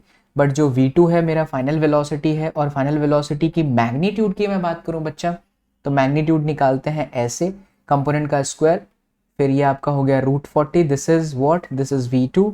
If I talk about V1 तो मुझे इसका मैग्नीट्यूड निकालना पड़ेगा। मैग्नीट्यूड निकालने के लिए हम क्या करते हैं, under root sum of component का स्क्वायर, तो अंडर रूट कर दिया। यहाँ देखिए कंपोनेंट 3 है, 3 का स्क्वायर 9 और 4 का कितना हो गया 16, यानी ये under root 25, correct. So 1/2, mass आपका 0.8 है, V2 का square which is 40 and then 25, यानी कि 0.4 इंटू 40 में से 25 गया मेरे लाल बाल गोपाल, 15 चौके 60, यानी कि 6 joule is the final answer. Yes, let's switch to the next one. Amazing problem, बहुत ही बढ़िया शानदार प्रॉब्लम है ये, देखिए ध्यान से। Kinetic energy of a particle is increased by 300%, so find the percentage increase in its momentum. हमने एक इक्वेशन देखा था कि काइनेटिक एनर्जी का formula half M V square होता है, लेकिन अगर क्या हो कि मैं इस इक्वेशन में m से मल्टीप्लाई करूं और m से डिवाइड करूं, तो don't you think this mass into velocity become momentum बच्चा। Yes, so this is going to be p square divided by 2m, it's your kinetic energy। But आपसे बोल रहा है कि find the percentage increase in its momentum, तो p is equal to आपका हो गया √2m के इक्वेशन नंबर 1। अब ध्यान दीजिए परसेंटेज के क्वेश्चन को कैसे करते हैं, ये हमारा पहला इक्वेशन है। अगर मैं नया मोमेंटम की बात करूं तो नया मोमेंटम होगा मेरा 2m into this kinetic energy, because mass and this 2 is तो already constant. So what we have to think कि अगर मेरा काइनेटिक एनर्जी बढ़ रहा है तो मोमेंटम में क्या चेंज है, बट काइनेटिक एनर्जी कितना बढ़ा, they are saying kinetic energy changes, so 2m is constant. Let us think about the kinetic energy में क्या चेंज आ रहा है, तो कितना परसेंट बढ़ा बच्चा, 300% बढ़ा। जैसे जनरली कोई वैल्यू में हम कहते हैं 10% का इंक्रीमेंट, तो 110/100, 100 में हमने उतना जोड़ा, तो 100 में 300 जोड़ दोगे तो कितना हो जाएगा 400 का परसेंटेज लिया तो कितना आया 400 के बटे में 4, यानी ये आपका हुआ, एक बार फिर से समझिएगा, जैसे हम कहते हैं 10% बढ़ गया, तो ये हुआ 100 में जोड़ा 110 बटे में 100। हमने कहा 10% घट गया तो 100 में ही घटा हो गया, अब तो 90 बटे में 100, इट्स अ बेसिक मैथ। इसी तरीके से हम कह रहे हैं कि 100% कितना 300% बढ़ गया, तो ये आपका हुआ 400 के बटे में 100% कटा बच्चा, तो कितना हो गया 4, यानी कि जो नई वाली काइनेटिक एनर्जी है वो आपकी, just a second, so this is going to be 4k, right. तो बच्चा लोग ये 4 को आप बाहर निकाल दोगे तो 2 अंडर रूट में 2mk हो गया, मतलब ये 2mk किसके बराबर है, इनिशियल वाले मोमेंटम के बराबर। अच्छा ये हमारी इनिशियल वैल्यू, ये हमारी फाइनल वैल्यू है। हम परसेंटेज चेंज कैसे निकालते हैं, परसेंटेज चेंज निकालते हैं, परसेंटेज इंक्रीमेंट पूछा है तो final minus initial upon initial multiply by 100%, this is the way to calculate percentage change, any percentage change in the maths और फिजिक्स हिस्ट्री, कभी भी कुछ भी हो तो परसेंटेज चेंज हमेशा ऐसे ही कैलकुलेट करना होता है, final minus initial upon initial multiply by 100%. So the final value is what? That is 2p. Initial is p divided by p times of 100. तो ये p से p कट जाएगा, 2p माइनस में p यानी कि p 100%, इतना ही है 100%. Yes, is the final answer. So let's switch to the next one बच्चा लोग. अगला सवाल आपके स्क्रीन पर है. एक बुलेट है जिसका विंग जो है, मतलब कि वजन जो है 10 ग्राम, is fired with a velocity of 100 metre पर second. Its velocity decreases to 100 meter per second after passing through a 1 meter thick mud wall. तो 1 मीटर थिक मोटाई वाले मड वॉल के अंदर जब वो घुसता है तो उसकी वेलोसिटी शुरू में कितनी थी? 800 मीटर पर सेकेंड. इस रफ्तार से जाहिर सी बात है घुसी है, और 1 मीटर के थिक वॉल में जाने के बाद इसकी वेलोसिटी 100 मीटर पर सेकेंड हो गई. अच्छा, सो find the average resistance offered by the mud wall. इस वॉल ने कितना रेजिस्टेंस जो है ऑफर किया है उसके वेलोसिटी को 800 से काट करके 100 करने के लिए. Let's calculate. तो जैसे ही हम इसको कैलकुलेट करने जाते हैं हमारे दिमाग में एक फंडा बड़ा ही क्लियर बैठ जा रहा है कि सर इनिशियल वेलोसिटी और फाइनल वेलोसिटी हमें गिवन है, so we have change in kinetic energy. Of course this change in kinetic energy is equal to the work done. By which force? The resistance force. तो resistance force times of displacement is equal to change in kinetic energy, यानी कि change in kinetic energy divided by displacement. Now we know that change in kinetic energy is what? half m v f का square minus में v I का square divided by 2s. You can have place all the value and get the result. जैसे कि हमारे पास में यहाँ पर क्या क्या है? मास है, डिस्प्लेसमेंट है कितना? 1 मीटर, final velocity कितना? 100, and this everything is there. If you put the value you'll get your answer, that is 3150. Of course it is in minus. Why? Because it is opposing, है ना, ये रोकने का काम कर रहा है बच्चा. इस वजह से क्या होगा, अगर रोक रहा है बच्चा लोग, तो इस वजह से क्या होगा कि ये नेगेटिव वैल्यू आ रहा है. चलिए अगला सवाल करते हैं, एक और बहुत ही प्यारा सा सवाल. So in a ballistic demonstration, a police officer fires a bullet of mass 50 ग्राम, 50 ग्राम की बुलेट को फायर करता है जिसकी स्पीड है 200 मीटर पर सेकेंड. तो मास 50 ग्राम दे रखा है और जो वेलोसिटी है वो 200 मीटर पर सेकेंड की वेलोसिटी है on a soft plywood of thickness 2 centimetre. The bullet emerge with only 10% of its kinetic energy. यानी अपनी पूरी काइनेटिक एनर्जी का शुरुआत में सिर्फ 10% काइनेटिक एनर्जी से ही इमर्ज हुआ. What is the emergent speed of the bullet? Nice. चलिए आइए इस क्वेश्चन को करते. तो बच्चा हम सबसे पहले तो यहाँ पर बड़ी आसानी से इनिशियल एनर्जी, काइनेटिक एनर्जी निकाल सकते हैं, which is half mass times of velocity का स्क्वायर, राइट? क्योंकि we have mass and we have the velocity. But प्यारे बच्चों, अब जो इमर्ज हुआ, the bullet emerge with only 10% of initial kinetic energy, यानी जो इसकी फाइनल काइनेटिक एनर्जी हुई वो 10/100 इंटू के आई है. तो यहाँ से आपको के एफ मिला. अच्छा, इसी फाइनल काइनेटिक एनर्जी को अगर मैं हाफ एम वी एफ का स्क्वायर के साथ कंपेयर कर दूँ तो मेरे पास काइनेटिक एनर्जी फाइनल वाली तो है ही, मास भी है. तो कांट यू थिंक कि easily we can calculate V F कि किस रफ्तार से जो है वो उस प्लाईवुड से बाहर निकला, इमर्ज हुआ है. तो यहाँ से आने वाला आंसर हमें kinetic energy, finally kinetic energy दे देगा. और इस काइनेटिक एनर्जी को हाफ एम वी स्क्वायर के साथ कैलकुलेट करके P F you can easily find out. ठीक, चलो तो ये देखिए इसका आंसर आता है लगभग 63.2 मीटर पर सेकेंड, जो कि इस बात का सूचक है, प्रतीक है कि लगभग 68% या 90% जो है वो रिड्यूस हो चुका है. अप्रॉक्सीमेटली रिड्यूस हो चुका है. अगला सवाल करते हैं. बढ़िया बढ़िया सवाल आते जा रहे हैं. A particle of mass m moves with this velocity where a is a constant, जहां पे a जो है कांस्टेंट है. Find the total work done by all the force during a displacement from 0 to d. तो हमें निकालना है work done by all the force during a displacement 0 to d. तो पहले तो हमें डिस्प्लेसमेंट का एक इक्वेशन यहाँ से उठा करके लेके आना पड़ेगा, जिससे हम जो है डिस्प्लेसमेंट एक बार कैलकुलेट कर लें तो फिर हम फोर्स पर आते हैं. ये इसको सॉल्व करते हैं बच्चा लोग. तो मेरे प्यारे प्राणनाथ बच्चा पार्टी संकट मोचन, तो मैंने कहा डिस्प्लेसमेंट पता चल जाए, तो अभी ये तो दे ही रखा है x is equal to 0 to d, यानी आप वेलोसिटी निकाल सकते हैं। जीरो पे क्या है, तो a अंडर रूट जीरो यानी कि जीरो, और जो आपका d है, कहाँ गया भाई, पेन का नहीं चल रहा है जी, तो जीरो पे तो आपका जीरो हो गया, और जब डिस्प्लेसमेंट आपका d है तो ये आपका आ रहा है a अंडर रूट में d, जहाँ पे ये कांस्टेंट है हम उसके साथ कुछ नहीं कर सकते, that is a constant value, correct.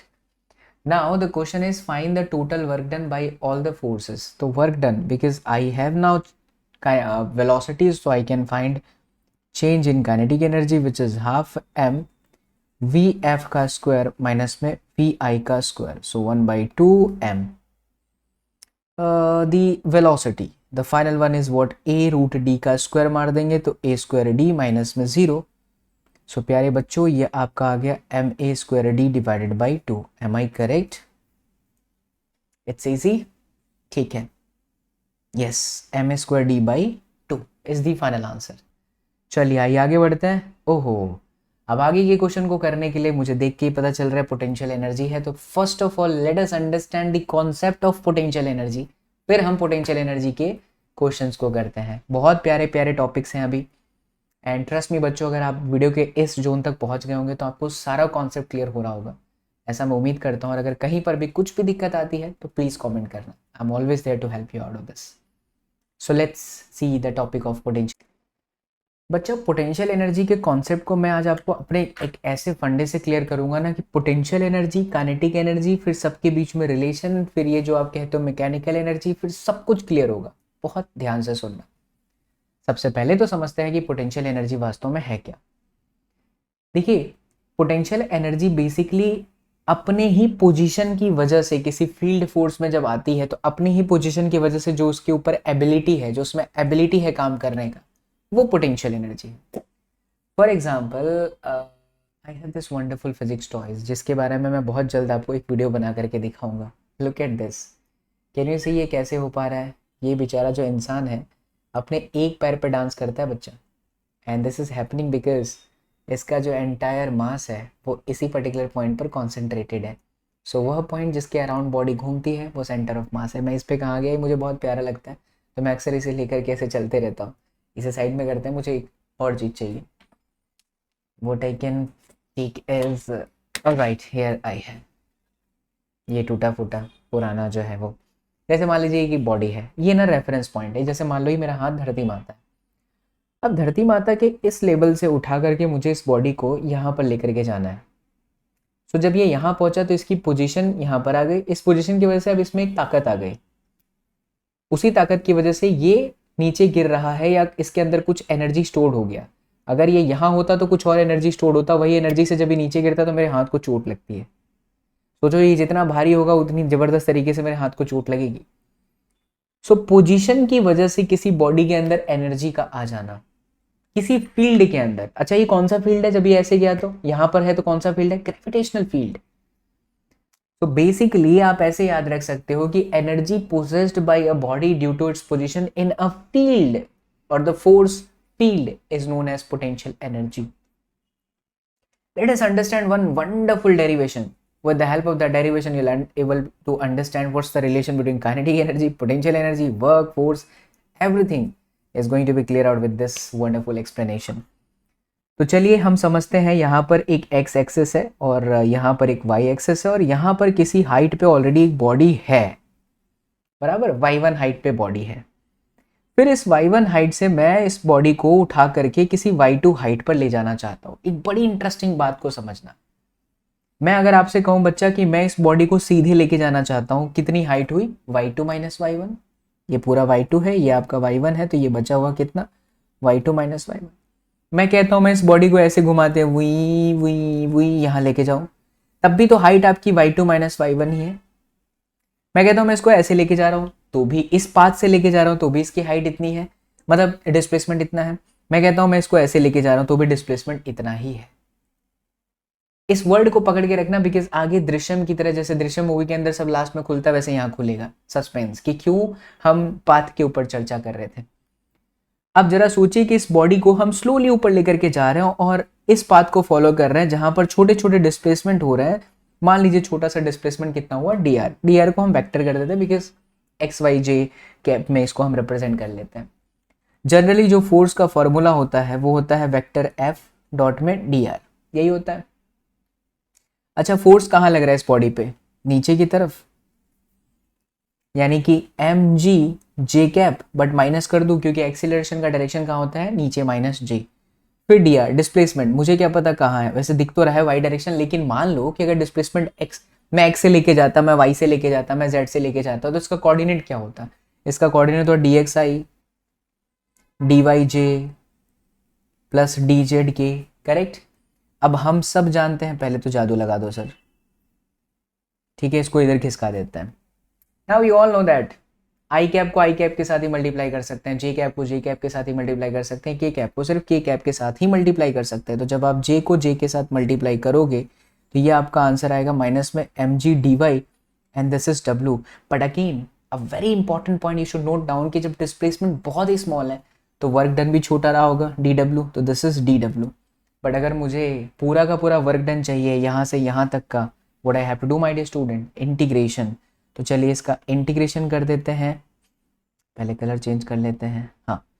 तो इंटीग्रेशन डी डब्ल्यू is going to be integration में माइनस में M G D y, y one से लेकर के y two, so finally we are getting minus में M g y two minus में y one and d डब्ल्यू का आंसर कितना आया, डब्ल्यू।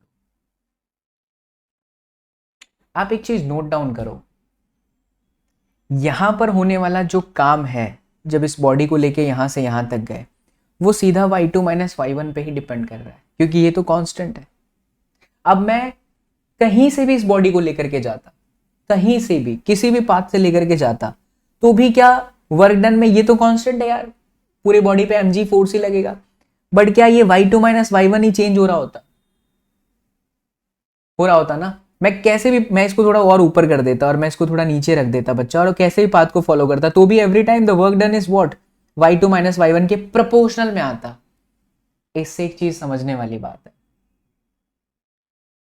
क्या, कि यहां पर जो फोर्स लग रहा है वो mg फोर्स है, ग्रेविटेशनल फील्ड फोर्स है, और ऐसे फोर्स के अंतर्गत होने वाला कार्य या वर्क डन सिर्फ और सिर्फ इनिशियल पोजीशन और फाइनल पोजीशन पर ही डिपेंड करता है।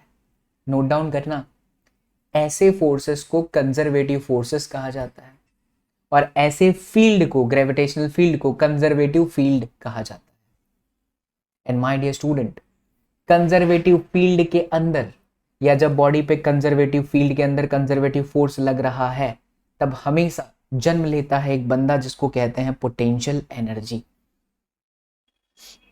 वास्तविकता में ये जो mg इंटू वाई है, mg इंटू वाई है, और फिर ये mg इंटू वाई वन है, इसी को कहा जाता है बच्चा पोटेंशियल एनर्जी में होने वाला चेंज, या पोटेंशियल एनर्जी का फॉर्मूला जो कि आप बचपन से सुनते आ रहे हो, mgh। One very interesting point you should note down, सब लिखते जाना, सारे कॉन्सेप्ट क्लियर होंगे, वरना जब क्लास 12 में इलेक्ट्रोस्टैटिक आता है, पोटेंशियल वाला चैप्टर आता है, बच्चे कंफ्यूज होते हैं। क्या पोटेंशियल एनर्जी का फॉर्मूला mgh है? आंसर है गलत। क्यों? क्योंकि पोटेंशियल एनर्जी किसी एक स्पेसिफिक पार्टिकल के लिए नहीं होता, पार्टिकल के साथ सिस्टम का होता है। जरा सोच के देखो, अगर यहां पर ये बॉडी इस एक्सिस के ऊपर पहले से नहीं होती तब ये सिस्टम ही नहीं बनता। जस्ट इमेजिन, अगर ये नहीं होता तो मैं कहता कि भैया ये m मास धरती से पहले कितना डिस्टेंस पर था, अगर इस m मास को हम यहां से उठा करके यहां पर लेके जाते तो शुरू में उसका y1 0 है और बाद में उसका कुछ y1 y है। तो जब आप कहते हो mgh ना, सरलता के लिए हम सब कहते हैं पोटेंशियल एनर्जी का फॉर्मूला, बट वास्तव में there is no role of only potential energy, there is always a role of change in potential energy. हाँ, जब चेंज इन पोटेंशियल एनर्जी कहते हैं तो हम ऐसा मान लेते हैं कि रेफरेंस पॉइंट या initial potential energy was taken 0 at some reference level. यहाँ हमारा 0 नहीं है, हमने यहाँ पर y1 माना है, इसीलिए ये फॉर्मूला आ रहा है, अदरवाइज ये आंसर आता mgh डायरेक्टली। बात आई समझ में? ठीक है, तो पोटेंशियल एनर्जी क्या है बच्चा? किसी भी बॉडी पे लगने वाला वेट फोर्स मल्टीप्लाई बाय कितनी हाइट पर वो गया, राइट। जरा इस इक्वेशन को अच्छे से तोड़ लो, तो माइनस में mg y2 प्लस में एम जी वाई वन। क्या मैं इसे ऐसा कह सकता हूँ, minus M g y two minus में M g y one and this is डब्लू। एक और इम्पॉर्टेंट बात, यहाँ पर ये जो वर्क डन हो रहा है, ये वर्क डन किसके वजह से है? ये वर्क डन है बच्चा लोग कंजर्वेटिव फोर्स की वजह से। तो जब भी कंजर्वेटिव फोर्स की वजह से होगा तो माइनस में डेल्टा यू फॉर्मूला आता है। अगर मैं ऐसा कहता, प्लीज नोट डाउन करें यार, because that is very very important. ये देखो ये माइनस में है ना, तो ये आपका डेल्टा यू, यू से रिप्रेजेंट करते हैं। And what is this delta U? That will tell you U F minus में यू आई। बट कब? जब हम कंजर्वेटिव फील्ड फोर्स की बात कर रहे हैं तब। जरा थोड़ा सा दिमाग से सोचो कि इस बॉडी पे लग रहा था कौन सा फोर्स? mg नीचे की तरफ। दिमाग से सोचते हैं, अगर मैं इस बॉडी को धीरे धीरे ऊपर लेकर के जा रहा हूं तो मुझे कितना फोर्स लगाना पड़ता? अगर धीरे धीरे लेके जा रहा हूं मतलब कांस्टेंट वेलोसिटी से, मतलब नेट फोर्स जीरो है। अगर मान लीजिए ऊपर फोर्स F लग भी रहा होता तो F minus M G equal to zero, यानी मेरा रिजल्टेंट फोर्स F बराबर कितना हुआ? mg। बहुत ही सिंपल सा लॉजिक है, जाहिर सी बात है। अगर मैं बहुत ही स्लोली इसको ऊपर लेकर के जा रहा हूं तो इस बॉडी पे मुझे उतना ही फोर्स लगाना पड़ेगा जितना कि नीचे की तरफ फोर्स है, टू मेंटेन इट्स बैलेंसी। अब जरा दिमाग लगाएं कि जब मैं बात कर रहा हूं कि मैं सोच रहा हूं कि वर्क डन सोचूं due to the external force what I am applying to make a body, to shift a body from y1 height to y2 height, at that time your force would be mg। Now mg का direction और displacement का direction both are in the same direction.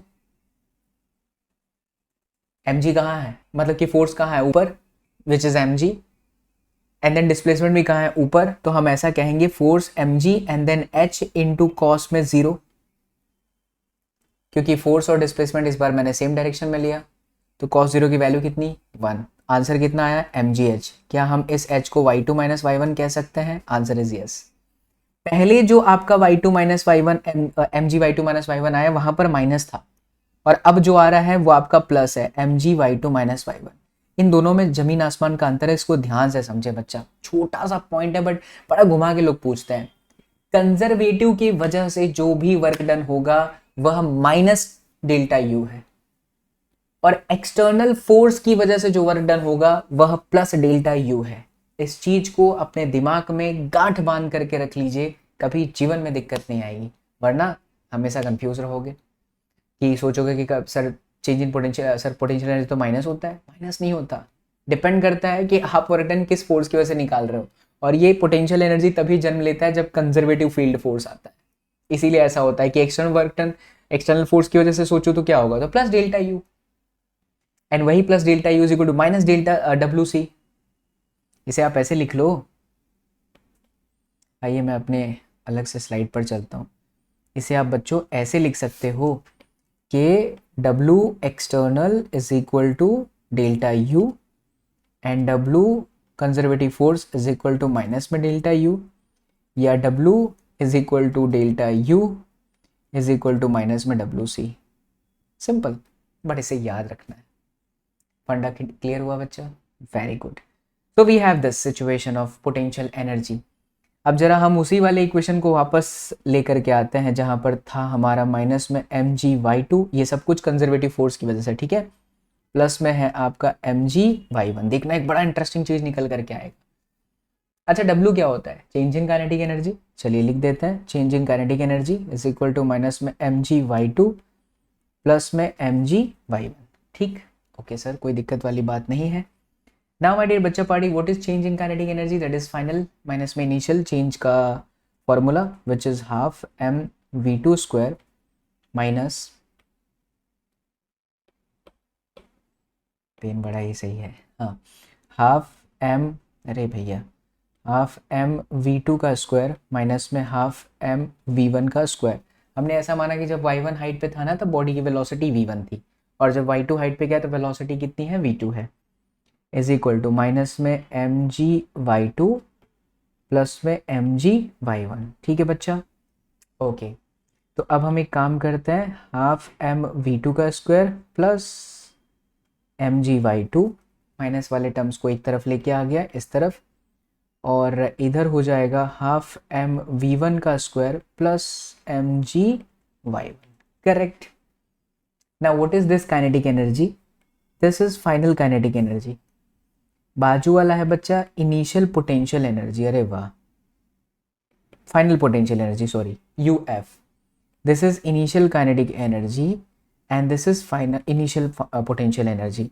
यानी हम कह सकते हैं कि K plus U is equal to constant. What is K? Kinetic energy. What is U? Potential energy. And the sum of these two energy is always constant.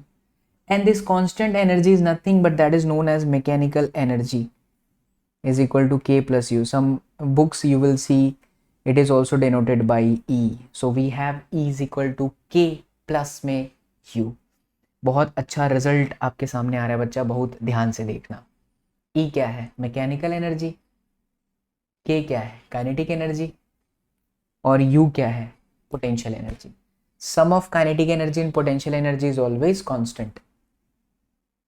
और conservative field force के अंदर ये चीज लगेगा कि काइनेटिक और potential हमेशा constant रहता है और इसी कांस्टेंट को हम क्या कहते हैं? Mechanical energy. अच्छा जरा देखिए, क्योंकि ये कांस्टेंट है, मैकेनिकल एनर्जी कांस्टेंट है, तो मैं कहूँ delta E is equal to delta K plus delta U. बताओ कितना हुआ? तो बहुत सिंपल, क्योंकि मैकेनिकल एनर्जी सर कह रहे हो कांस्टेंट है तो उसमें चेंज हो ही नहीं सकता, तो ये आपका जीरो हो जाएगा. ये आपका हुआ डेल्टा K प्लस में डेल्टा U. अच्छा डेल्टा K को इधर लेके आ गए भाई साहब, तो ये माइनस में डेल्टा U हुआ. What is delta K? Change in kinetic energy is exactly equals to what? W is equal to minus में delta U. What is W? F into delta X. यानी F इज इक्वल टू क्या हो गया बच्चा लोग? Minus में delta U upon में delta X. It's a very very important result.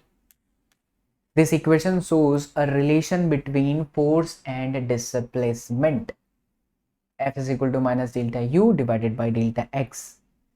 ठीक है, इसी को बहुत सारे रेफरेंस बुक के अंदर कहा जाता है ग्रेडियंट U.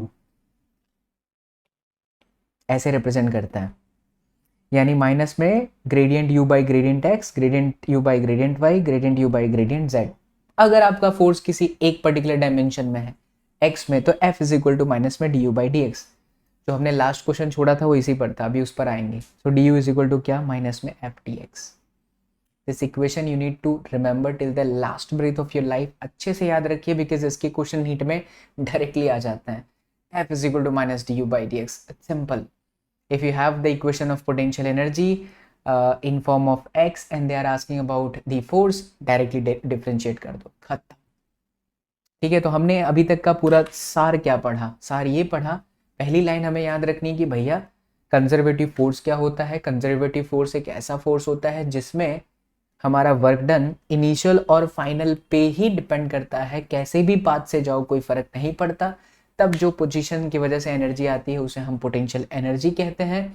फिर हमने देखा कि पोटेंशियल एनर्जी काइनेटिक एनर्जी के सम को मैकेनिकल एनर्जी कहते हैं. अगर हम मैकेनिकल एनर्जी में चेंज लाएं, क्योंकि वो कांस्टेंट है तो इज इक्वल टू जीरो होगा, इसीलिए delta K plus delta U बराबर जीरो हुआ. तो work done, the net work done by all the forces is equal to what? Minus में डेल्टा U. फोर्स वर्क का फॉर्मूला आपका फोर्स इनटू डिस्प्लेसमेंट हो गया, ये देखिए. तो यहां से आपको F मिल जाएगा माइनस में delta U divided by delta X. चल बच्चा, अब आगे समझते हैं law of conservation of energy. ये तो शायद मैंने बता दिया ना, law of conservation of energy. अच्छा, E is equal to K plus U हमने साथ में ही कर लिया. यही है कंजर्वेशन ऑफ एनर्जी. लिख देते एक बार ताकि स्लाइड में आपको याद रहे. एक बार फिर से लिख लीजिए, E बराबर में K प्लस U, इसी को कहते हैं conservation of energy. So delta K plus delta U is equal to delta E which can not be possible, that is going to be zero. बच्चों एक बार फिर से आपके लिए लिख रहे हैं. So delta K is equal to minus में डेल्टा U, या फिर आप कह दीजिए W is equal to minus में डेल्टा U. ध्यान रखना है ये आपका तब जब work done by the conservative force है तब. ठीक है, चलो अब एक बड़ा ही इंपॉर्टेंट कॉन्सेप्ट है फॉर मैकेनिकल एनर्जी. जैसा कि हमने कहा अभी अभी आपको कि बच्चा मैकेनिकल एनर्जी हर जगह पर कांस्टेंट रहती है. It is always equal to the sum of potential and kinetic energy. we will understand this concept of mechanical energy that it is going to be constant everywhere with the help of this wonderful example. आइए देखिए, यहाँ पर ना हमने तीन position consider करे हैं, position number 3, position number 2 and position number 1. हो ये रहा है कि यहाँ पर मान लीजिए आपके पास में खूबसूरत सा काफ़ी सुंदर सा एक बॉल है जिसका मास दे रखा है m, और इसको हमने ड्रॉप कराया, ठीक है। तो ड्रॉप कराया, तो ड्रॉप कराते वक्त ये नीचे जाएगा, जाहिर सी बात है नीचे जाएगा, इस पोजीशन पर जाएगा, इस पोजीशन पर भी जाएगा। हमने पोजीशन 2 को पोजीशन 1 से x जितने डिस्टेंस पर माना है। तो हमें ये देखना है कि क्या वाकई हर जगह पर मैकेनिकल एनर्जी कांस्टेंट है। आइए निकालते हैं। तो सबसे पहले हम पोजीशन नंबर 1 की बात कर लेते हैं। एट पोजीशन नंबर 1, क्योंकि पोजीशन नंबर 1 पे बॉल पूरी तरह से नीचे आ गया, ठीक है, ध्यान देना बच्चा लोग।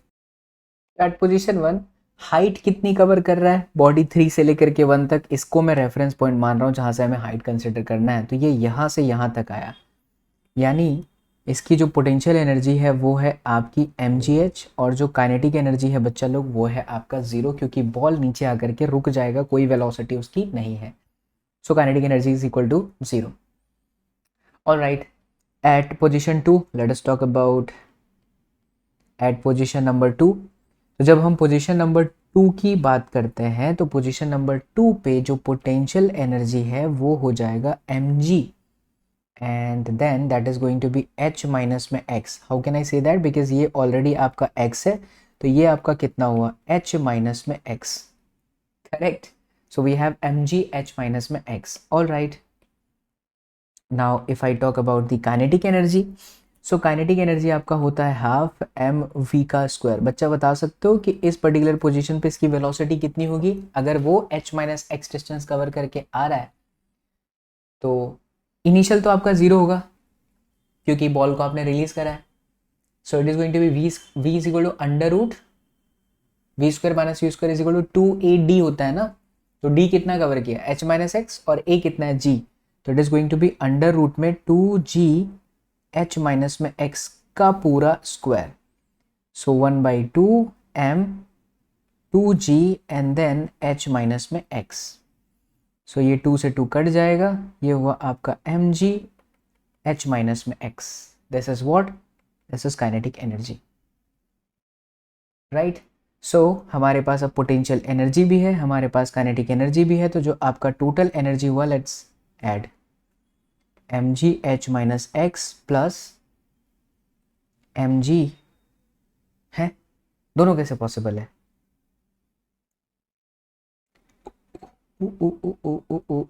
जस्ट अ सेकेंड बच्चा लोग, इट्स माई एलोपोची बच्चा लोग, थोड़ा सा दिमाग के अंदर ये चीज़ सेट कर लो। मैंने एक गलती करी है स्क्रीन पर देख करके और यहाँ पर पॉइंट को लेने में गड़बड़ी कर दी है। तो जो नोट्स है मेरे पास और जो मैं यहाँ पर आपको एक्सप्लेन किया, क्योंकि पढ़ाते हैं क्लास के अंदर अलग तरीके से, पेड क्लासेस के अंदर जब लेते हैं सेशन, और यहाँ पर तो वो नोट्स की वजह से ऐसी गड़बड़ी हुई और वो आपको भी समझ में आ गया होगा, उसके लिए मैं माफ़ी चाहूँगा। जब हम पॉइंट 1 की बात कर रहे हैं ना, पॉइंट 1 की, तो देखिए पॉइंट 1 पे बच्चा mgh आपका 0 हो जाएगा। हम यहाँ से चलो कंसिडर करते हैं अपनी हाइट इस लेवल से, राइट। तो पोटेंशियल एनर्जी तो आपका 0 हो गया, लेकिन आपकी काइनेटिक एनर्जी कुछ ना कुछ रहेगी, ध्यान से देखिए, क्योंकि वो पूरा, मैं अगर इसे ही रेफरेंस लेता हूँ तो mgh तो h तो है ही नहीं, क्योंकि अगर बॉल यहाँ आ गया तो फिर इसका पोटेंशियल एनर्जी नहीं है, इसीलिए पोटेंशियल एनर्जी तो नहीं होगा, ये आपका 0 होगा। बट वही तो, बॉल को अगर छोड़ा है तो किसी रफ्तार से नीचे टकराया है, करेक्ट। ये मैं कैसे गलती कर सकता हूँ, माफ़ी चाहेंगे इसके लिए। And that is half mv का square, and we can say that half mv, v is equal to what, under root 2gh का स्क्वायर, बिकॉज h जितनी हाइट वो कवर करके आया। सो 2 से 2 कट जाएगा, ये आपका आया mgh, ठीक है। तभी तो मैं सोच रहा था कि ये मुझे कैसे पता चल गया, हम ही दोनों देख रहे थे, दोनों सेम पॉसिबल ही नहीं, मुझे दिखाना है कि mechanical energy is going to be constant. So point 2 की बात करते हैं, तो पॉइंट 2 पे ये देखो, यहाँ पर एक और गड़बड़ी है, इसे हम लिखेंगे mgx। कहाँ से हाइट माप रहे हैं, इस रेफरेंस से, तो x जितने डिस्टेंस पर आ गया। फिर काइनेटिक एनर्जी हाफ mv का स्क्वायर। तो वेलोसिटी कितनी हुई बच्चा, हाँ ये सही है कि अगर हम यहाँ से पार्टिकल को देख रहे हैं, जब पार्टिकल यहाँ से यहाँ पहुँचा तो उसने कितना डिस्टेंस कवर किया, दैट इज h माइनस में x। All right, so we have kinetic energy. चलो तो अब आ जाओ, इसे ओपन कर लेते हैं। So E is equal to what, that is k plus u। So the kinetic energy is mgh minus में mgx plus we have mg and then x. ये कटा तो आपका आया MgH। E आपका किसके बराबर है, MgH के बराबर। यहाँ देखिए आपका E किसके बराबर था, when you do K plus U, U is 0, तो again it is MgH, right, that's great. So MgH and then MgH, all right. चलो अब एक और पोजीशन ले लेते हैं, पोजीशन नंबर 3 यहाँ कर लेते हैं, एट पोजीशन नंबर 3। सो बच्चों जब हम पोजीशन नंबर 3 पर आते हैं तो वहाँ पर तो उसकी वेलोसिटी क्या है, 0, यानी कि काइनेटिक एनर्जी क्या हो गया, 0, बिकॉज है ना, जस्ट वहाँ से ड्रॉप किया है, तो काइनेटिक एनर्जी आपका क्या है, 0 है। एंड देन पोटेंशियल एनर्जी की बात करें तो पोटेंशियल एनर्जी जो है वो है आपका MgH, यानी इस हिसाब से जो E हुआ that is going to be K plus U which means MgH, all right. So अब आप इस पूरे कंप्लीट डेरिवेशन से एक चीज़ बहुत अच्छे से पॉइंट आउट कर सकते हो और नोट डाउन कर सकते हो कि हम चाहे फर्स्ट पोजीशन पर जाएं MgH है, सेकंड पोजीशन पर जाएं तो भी हमारा MgH है, थर्ड पोजीशन पर जाएं तो भी हमारे लिए MgH है।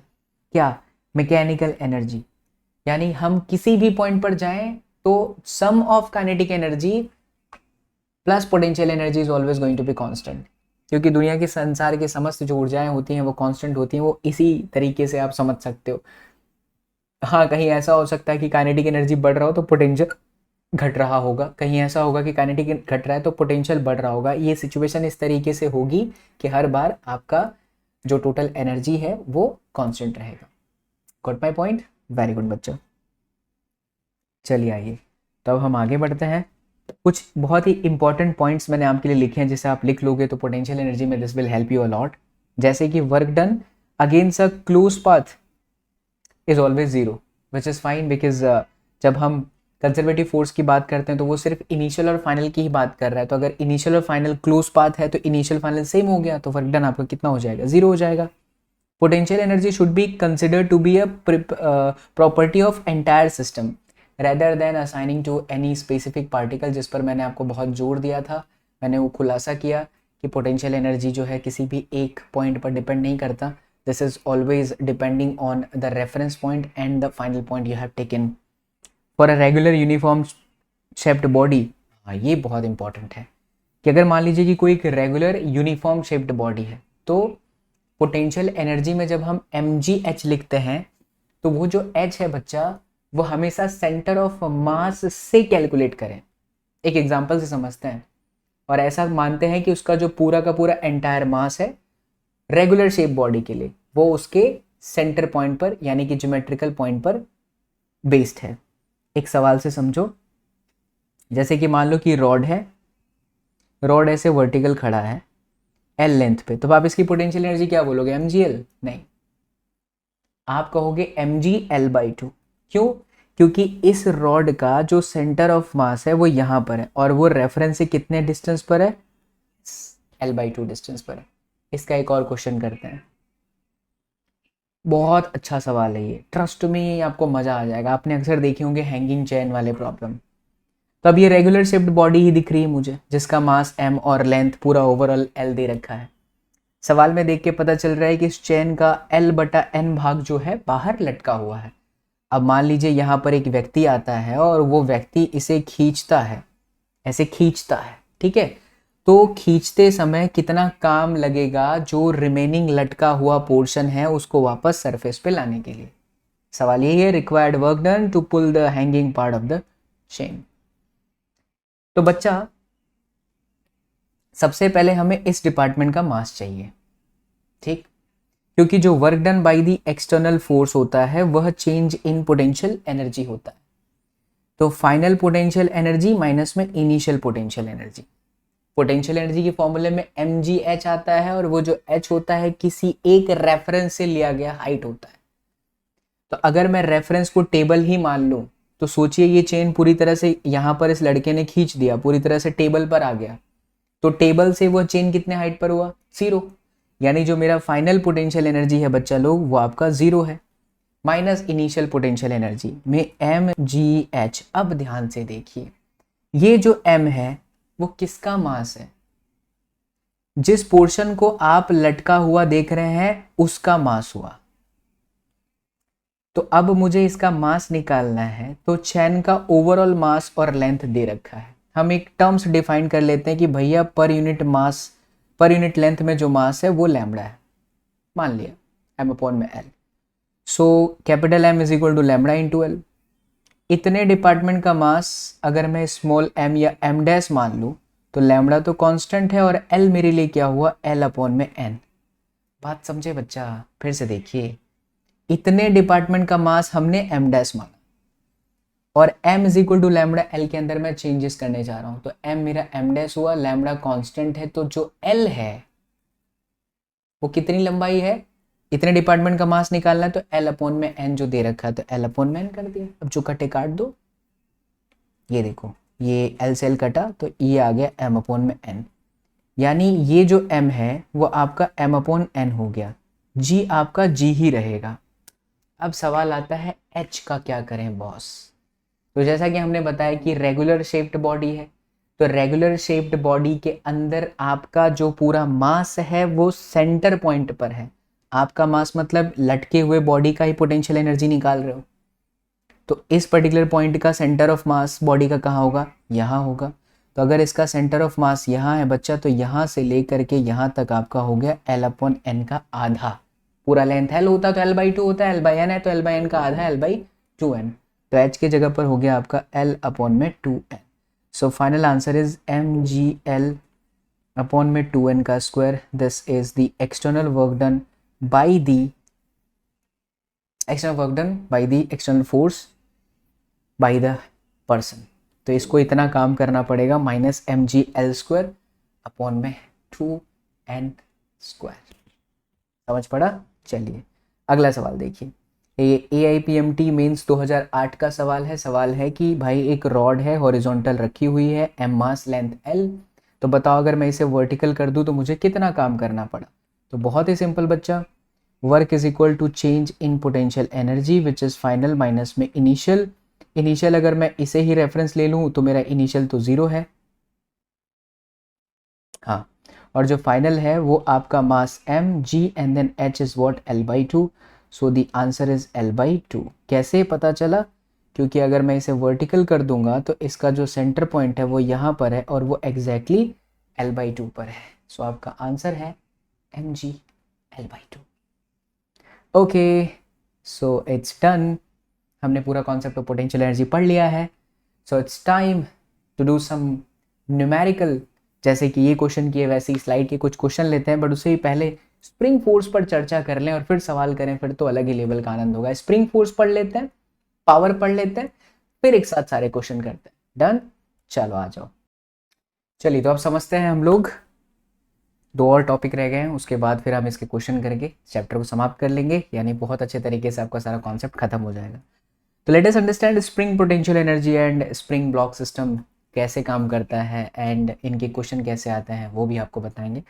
तो इससे पहले भी हम लोगों ने न्यूटन्स लॉ ऑफ मोशन के अंदर स्प्रिंग फोर्स पढ़ा था। जो भी बच्चे इस वक्त वीडियो के इस कगार पर पहुंच गए हैं, यहाँ तक इस लेंथ पर पहुँचे हो, तो ये मेरी रिक्वेस्ट है आप लोगों से कि मेरे पुराने लेक्चर्स को जरूर देखिए, जो कि अभी हाल ही में 3-4 दिन पहले अपलोड हुए हैं, तो उससे आपका पूरा कॉन्सेप्ट बच्चा लोग क्लियर हो जाएगा। तो चलिए देखिए, यहाँ पर सिचुएशन ये है कि बच्चा हमारे पास में स्प्रिंग है, स्प्रिंग का एक एंड कनेक्टेड है और जो दूसरा एंड है वो फ्री है, और हम यहाँ पर इस स्प्रिंग के ऊपर F अमाउंट का फोर्स लगा करके इसको डिस्प्लेस कराना चाहते हैं, x जितना खींचना चाहते हैं। ये स्प्रिंग की नॉर्मल पोजीशन थी x बराबर 0 और हम इसे x बराबर x जितना खींच रहे हैं। देखिए बच्चा, जब आप स्प्रिंग को खींचते हो तो यहाँ पर ये एक्सटर्नल फोर्स है, तो स्प्रिंग के अगेंस्ट डायरेक्शन में फोर्स लगता है। ये फोर्स आपका kx होता है और यही एक्सटर्नल फोर्स भी आपका kx ही रहता है। स्प्रिंग हमेशा लगाए गए फोर्स के अपोजिट डायरेक्शन में फोर्स लगाती है, which is F is equal to minus kx, which is always opposite to the external applied force. But आप ये कितना फोर्स लगाओगे जितना स्प्रिंग यहाँ पर खींचने का काम कर रही है, अगेंस्ट डायरेक्शन, क्योंकि जब आप दबाते हो तो लगता है कोई है जो आपकी उंगली के ऊपर की तरफ फोर्स लगा रहा है। वो फोर्स की वैल्यू कितनी होती है? Exactly equals to kx, right. तो अभी हम बात कर रहे हैं कि इस फोर्स की वजह से कितना काम हुआ 0 से x पे डिस्प्लेस करने के लिए, क्योंकि x लगातार बदल सकता है, x की वैल्यू कुछ भी हो सकती है, तो ये लगने वाला जो फोर्स हुआ वो एक वेरिएबल फोर्स की तरह काम करेगा। अगर बच्चों ये वेरिएबल फोर्स है, इसका मतलब है कि F is equal to kx and W का formula integration f dx which is kx dx। तो आपका आंसर इंटीग्रेट कर दोगे, k बाहर चला जाएगा तो x square by 2। This is work done by the external force on the spring from 0 to x। लेकिन अगर मान लीजिए कि कोई पोजीशन ऑलरेडी स्प्रिंग की x1 है और अब आप उसे x1 से x2 खींचना चाहते हैं, तब जो फॉर्मूला लगेगा वो होगा W = k/2 x2 का स्क्वायर माइनस में x1 का स्क्वायर। शुक्ला थोड़ा सा एक कप पिला दे यार, चाय पिला दे, ठीक है। तो k/2 x2 का स्क्वायर माइनस में x1 का स्क्वायर, यही फॉर्मूला कब लगाना है बच्चा? जब ऑलरेडी स्प्रिंग की फिक्स पोजीशन x1 थी और x1 से आप उसको खींच करके x2 पोजीशन पे ले जाना चाहते हैं। खैर, अब जैसा कि मैंने बताया कि एक्सटर्नल फोर्स है, तो यहाँ पर लग रहा है स्प्रिंग के अपोजिट डायरेक्शन में फोर्स, यानी कि ये स्प्रिंग का फोर्स है। तो जाहिर सी बात है कि ये जो हमारा फोर्स है, ये जो वर्क डन है वो एक्सटर्नल फोर्स की वजह से है। अगर मुझे वर्क डन चाहिए बाय द स्प्रिंग फोर्स, तो मुझे फॉर्मूले में खाली क्या करना होगा? Minus, because we know that F = what? Minus में kx। ठीक, बस यही फॉर्मूला है बच्चा। अब जब काम हो रहा है तो काम के साथ साथ पोटेंशियल एनर्जी तो आ ही जाती है। तो चाहे स्प्रिंग की नॉर्मल पोजीशन ये आप जो देख पा रहे हैं, अगर मैं स्प्रिंग को कंप्रेस्ड करूं या स्प्रिंग को मैं खींचूं, दोनों ही सिचुएशन में हम जो भी काम करते हैं वही काम पोटेंशियल एनर्जी के फॉर्म में स्टोर हो जाता है। इसको इलास्टिक पोटेंशियल एनर्जी भी कहा जाता है, या तो आप इसे स्प्रिंग की पोटेंशियल एनर्जी भी कह सकते हैं, या आप इसे स्प्रिंग की भी एनर्जी के नाम से जान सकते हैं। ठीक, तो चाहे कंप्रेस्ड हो चाहे एलोंगेटेड हो, दोनों ही सिचुएशन के अंदर, स्ट्रेच्ड हो एलोंगेटेड हो, दोनों ही सिचुएशन के अंदर स्प्रिंग की पोटेंशियल एनर्जी का फॉर्मूला हाफ kx का स्क्वायर है। ओके, कुछ इंपॉर्टेंट पॉइंट समझते हैं जो कि हमें हमारे न्यूमेरिकल से बहुत काम आएगा। एक तरीके से आप इसे क्वेश्चन ही समझ लीजिए। जैसे यहाँ पर ना किसी एक हाइट पर m मास का एक ब्लॉक है और h जितने हाइट पर ये यहाँ पर स्टे कर रहा है। अभी h जितने हाइट पर किसी ने इसको पकड़ कर रखा है, आप ऐसा समझ लीजिए, ठीक है।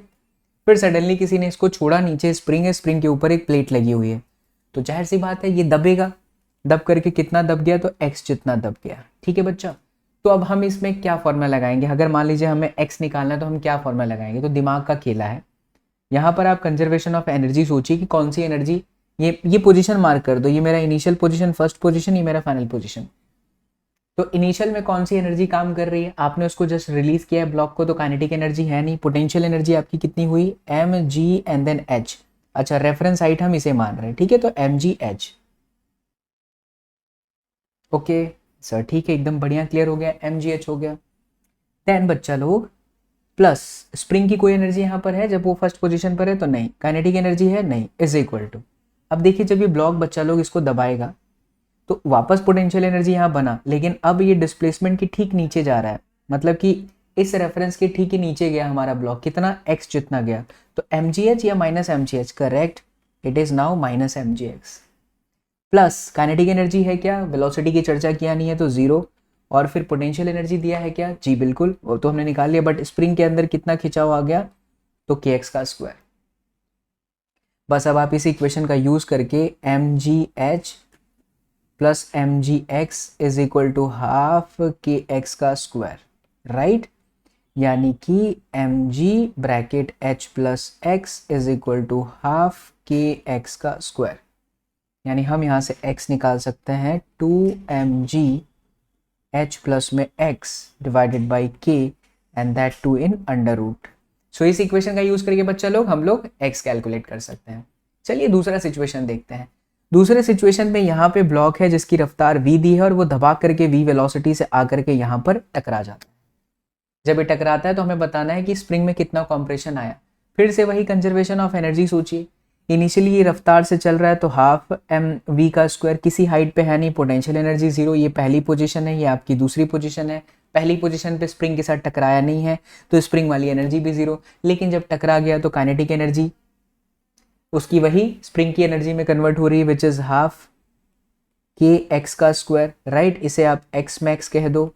प्लस पोटेंशियल एनर्जी अभी भी 0 है, स्प्रिंग की एनर्जी तो आपकी आ ही चुकी है, पोटेंशियल एनर्जी काइनेटिक एनर्जी आपका क्या होगा? 0 होगा। क्यों बच्चा मैं ये 0 कह रहा हूँ? क्योंकि इसके टकराने के बाद लास्ट में मैक्सिमम कंप्रेशन की बात कर रहा है, तो जब ये मैक्सिमम कंप्रेस्ड हो जाएगा तो रुक जाएगा, यानी फाइनल वेलोसिटी क्या होगी? 0, यानी फाइनल काइनेटिक एनर्जी भी आपकी क्या होगी? 0।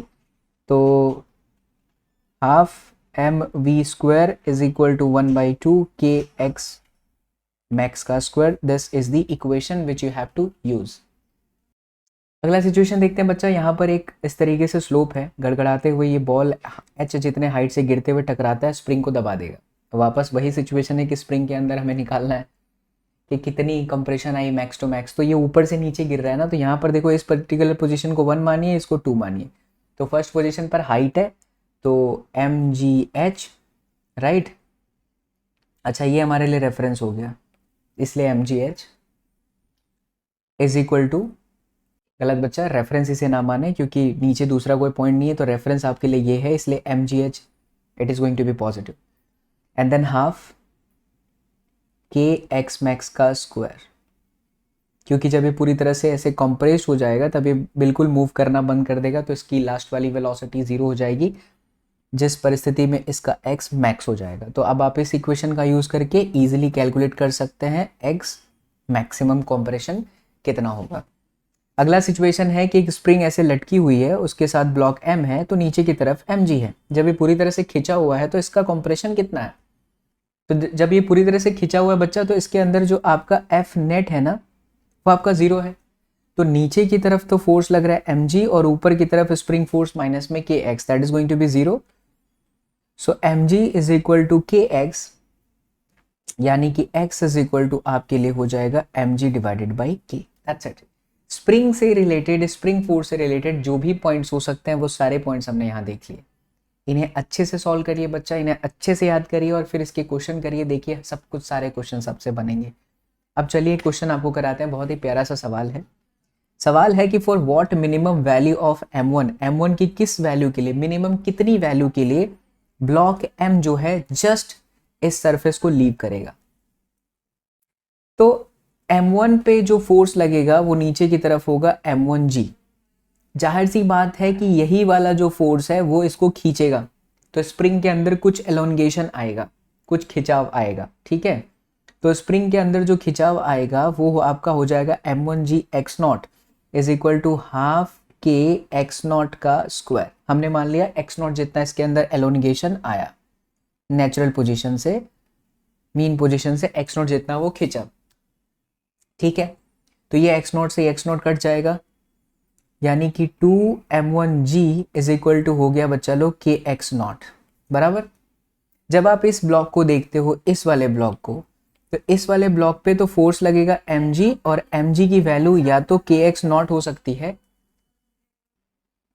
बच्चा, mg की वैल्यू या तो के एक्स नॉट के बराबर होगी जब ये सरफेस के साथ अटैच्ड है। लेकिन जरा सोच के देखिए कि स्प्रिंग ऊपर जस्ट कांटेक्ट उठाने की बात कर रही है, तो स्प्रिंग तभी ऊपर उठ पाएगा जब के एक्स नॉट की वैल्यू ज्यादा हो, इसीलिए के एक्स नॉट ऐसा लिखना चाहिए, के एक्स नॉट इज इक्वल या तो ग्रेटर देन mg, राइट। यानी हम के एक्स नॉट को लिख सकते हैं 2m1g की जो वैल्यू है के एक्स नॉट की वैल्यू से बड़ी हो जाएगी। इसका मतलब ये हुआ बच्चा कि ये जो आपका 2m1g है वही आपका के एक्स नॉट है, तो के एक्स नॉट आपका 2m1g है, दैट मीन्स बहुत ही लॉजिक क्लियर हो गया, is going to be greater और इक्वल देन mg। तो g से g काटिए, तो m1 की जो वैल्यू है वो या तो m/2 के बराबर हो या m/2 से ज़्यादा हो, तब ऐसी सिचुएशन आएगी कि m ब्लॉक जस्ट कॉन्टेक्ट को छोड़ के ऊपर चला जाएगा, ठीक है। चलिए आइए अब बढ़ते हैं पावर, बहुत ही छोटा सा टॉपिक। पावर का मतलब होता है आपने कितना काम किया कितने समय में। दो तरीके का पावर होता है, एक average power, total work done upon time taken to do work, तो W2 माइनस W1 यानी कि final minus initial upon final time minus में इनिशियल टाइम। और अगर हम इंस्टेंटेनियस पावर की बात करें तो dW डिवाइडेड बाई dt, और W का formula F dot dr, dr by dt क्या होता है, वेलोसिटी। इसे इंस्टेंटेनियस पावर कहा जाता है। पावर का जो यूनिट होता है वो जूल पर सेकेंड या वॉट, सुना ही होगा आपने, mega what, giga watt, mega में 10 पावर 9 एंड गीगा में 10 पावर 6 नहीं। अच्छा अगर कंफ्यूज हो जाओ तो देखो एक ट्रिक बताता हूँ, 1 गीगा वॉट, गीगा में ये जी को देखो ये 6 जैसा लग रहा है, इसका उल्टा करना होता है हमेशा, तो 10 पावर 9 वॉट, और मेगा वॉट अब जाहिर सी बात है ये 10 पावर 6 वॉट हो जाएगा। ये हमारा तरीका याद करने का। इफिशियंसी की बात करें तो इफिशियंसी हमेशा याद रखिए आउटपुट अपॉन में इनपुट होता है, आउटपुट कितना काम हुआ और इतना आपने इनपुट एनर्जी दिया है उसे हम कहते हैं इफिशियंसी। चलिए आइए इसके कुछ क्वेश्चन कर लेते हैं।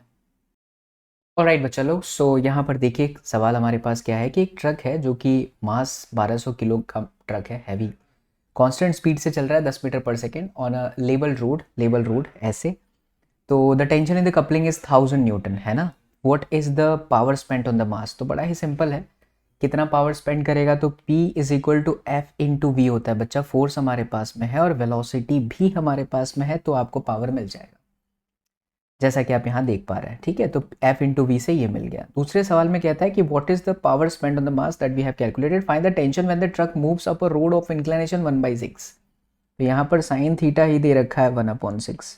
तो जब ये ऊपर जाएगा तो नीचे की तरफ mg साइन थीटा तो है ही, साथ ही साथ में फ्रिक्शन भी है, कांस्टेंट वेलोसिटी से जा रहा है, मतलब कि जो इसका नेट फोर्स है वो आपका जीरो हुआ। मतलब कि अगर मेरा ये एक्सटर्नल फोर्स लग रहा है उसके ऊपर, तो F माइनस में mg साइन थीटा माइनस में F is going to be zero, मतलब एक्सटर्नल फोर्स आपका हो गया mg साइन थीटा प्लस में F। तो फोर्स मल्टीप्लाई बाय आप क्या कर देंगे, ये आपका फोर्स हो गया, मल्टीप्लाई कुछ नहीं, कैलकुलेशन है अब तो सारी वैल्यू है, फ्रिक्शन है, सब कुछ है। अब आप इसके अंदर रख दीजिए, you will get your answer, right, correct.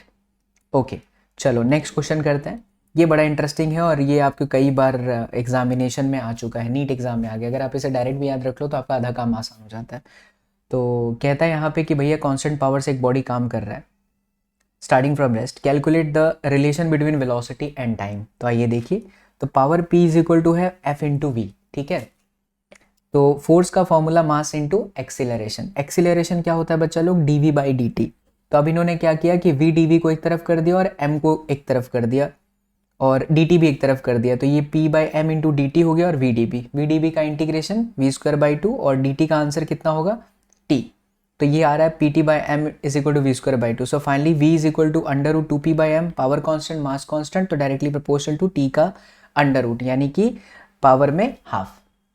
फिर वेलोसिटी का जो इक्वेशन होता है वो dx बाई dt होता है, तो 2p बाई टी की पावर 1/t तो है ही बच्चा लोग। तो अगर हम यहाँ पर dt को इस तरफ भेज दें तो dx का तो x हो जाएगा और पावर में 1/2 है, साथ में dt भी है, तो पावर में एक आप जोड़ोगे 1/2 प्लस 1 तो 3/2 आ जाएगा, यानी x डायरेक्टली प्रोपोर्शनल हुआ t की पावर 3/2। अब अगर आप यहाँ देखो तो मैं इसे लिख सकता हूँ v square proportional to t, right, और यहाँ हम लिख सकते हैं x की प्रोपोर्शनल में t की पावर 3/2। सो x की प्रोपोर्शनल में this t is what, v square, so v square but there is a power 3/2 cutting, so x proportional to v का क्यूब। तो ये 3 सवाल आपसे पूछा था कि बताइए वेलोसिटी टाइम के बीच में क्या रिलेशन होगा, तो अंडर रूट में रिलेशन है, डिस्प्लेसमेंट और टाइम के बीच में रिलेशन 3/2 है and x proportional to v cube. Okay, next question है, force required to tow a boat at a constant velocity is proportional to the speed, यानी कि फोर्स जो है प्रोपोर्शनल टू स्पीड है। मान लीजिए कि यहाँ पर हम एक कांस्टेंट ले लेते हैं, that is alpha into v, एक कांस्टेंट ले लिया। If a speed of 4 kilometre per hour requires to 7.5 kilowatt का power, how much power does a speed of 12 kilometre per hour require. तो बच्चा जैसा कि हम जानते हैं कि power P is equal to होता है F इंटू वी, एफ आपका ऑलरेडी अल्फा इंटू वी है, तो ये आपका हो गया अल्फा वी स्क्वायर, यानी आप कह दीजिए P1 upon P2 is equal to, P का फॉर्मूला क्या होता है, F इंटू वी आपके पास में है। तो बस अभी इस इक्वेशन में इनकी वैल्यू को रखनी है, देखिए इस तरीके से। अच्छा, जो इनकी वेलोसिटी है वो 3 टाइम्स है, कैसे पता चल रहा है, तो यहाँ पर 12 किलोमीटर पर आवर दिया, पहले कितना था 4 किलोमीटर पर आवर, तो बहुत ही सिंपल सा इक्वेशन है, जैसा मैंने आपको बताया P2 बाई P1, दोनों में फोर्स सेम कट जाएगा, तो ये रिलेशन आ जाएगा बच्चा लोग। तो आपका आंसर 67.5 किलोवाट। अगला सवाल कहता है, pump can take out 7200 kilogram of water per hour from a 100 metre deep well, इतने कुएं से इतना पानी वो निकाल सकता है। So calculate the power of the pump assuming that efficiency is 50%, मतलब इफिशियंसी 50% है, तो इनपुट जितना मिलेगा 50% जितना ये काम कर देगा। तो पहले तो इनका आउटपुट पावर निकाल लीजिए mgh बाई टी से, कुएं की गहराई दे रखी है, कितना पानी बाहर निकाला, तो 2000 वाट हो गया। इफिशियंसी आउटपुट अपॉन इनपुट करो तो इनपुट पावर आपका निकल जाएगा, 50% दिया है, यानी आंसर आ गया कितना, 4 किलो वाट। दैट्स इट बच्चा। तो इट्स ऑलमोस्ट 2 आवर्स का सेशन, और इस 2 आवर्स के सेशन में आपको आपके नीट का एक तरीके से क्रैश कोर्स समझ लीजिए, every concept I have taken, every concept. बच्चा लोग जरूर इस वीडियो को शेयर करिएगा अपने तमाम दोस्तों के साथ जो भी नीट की तैयारी करना चाहते हैं, फ्री ऑफ कॉस्ट इस प्लेटफॉर्म पर कराया जा रहा है। Thank you so much, keep supporting and keep showering बच्चा लोग, सब्सक्राइब जरूर कर लेना। एंड अब आपसे मुलाकात हम नीट के प्रचंड बैच में अगले सेशन में कर रहे होंगे, जहां पर हम आपको सिखाएंगे सर्कुलर मोशन, वो भी कंप्लीट 1 शॉट के अंदर, ठीक है। तो next video is going to be circular motion, ऐसे ही बहुत सारे क्वेश्चंस के साथ, बहुत सारे अच्छे अच्छे पॉइंट्स के साथ। हम आपसे मुलाकात करेंगे। भूलना मत, आज यहाँ पे जो भी आप नोट्स देख रहे हो लगभग 70-80 स्लाइड की ये हैंड रिटन नोट्स हैं। काफ़ी बेहतरीन नोट्स है बच्चा, ये आपके कॉन्सेप्ट को बहुत ज़्यादा बूस्ट करेंगे। ये नोट्स को मैं अपने टेलीग्राम के अंदर अपलोड करता हूँ, जैसे ही ये वीडियो अपलोड की जाएगी तो आप टेलीग्राम ज्वाइन कर लीजिएगा, तो आपको ये मेरे हैंड रिटन नोट्स मिल जाएंगे, ठीक है। इंस्टाग्राम पर आप मुझे फॉलो कर सकते हैं, that is Sachin sir physics. कुछ भी प्रॉब्लम होता है, I am always there to help you out of that.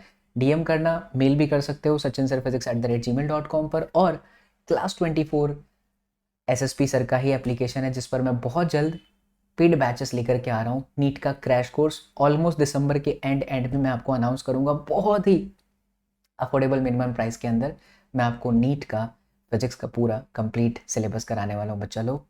तो भौकाल मचाएंगे आपके बोर्ड एग्जामिनेशन के अंदर एंड साथ ही साथ नीट के एग्जाम के अंदर। सो जो भी बच्चे चेकआउट करना चाहते हैं, पढ़ना चाहते हैं मुझसे, वो क्लास 24 ऐप वीडियो के डिस्क्रिप्शन बॉक्स में है, उसे डाउनलोड जरूर करना।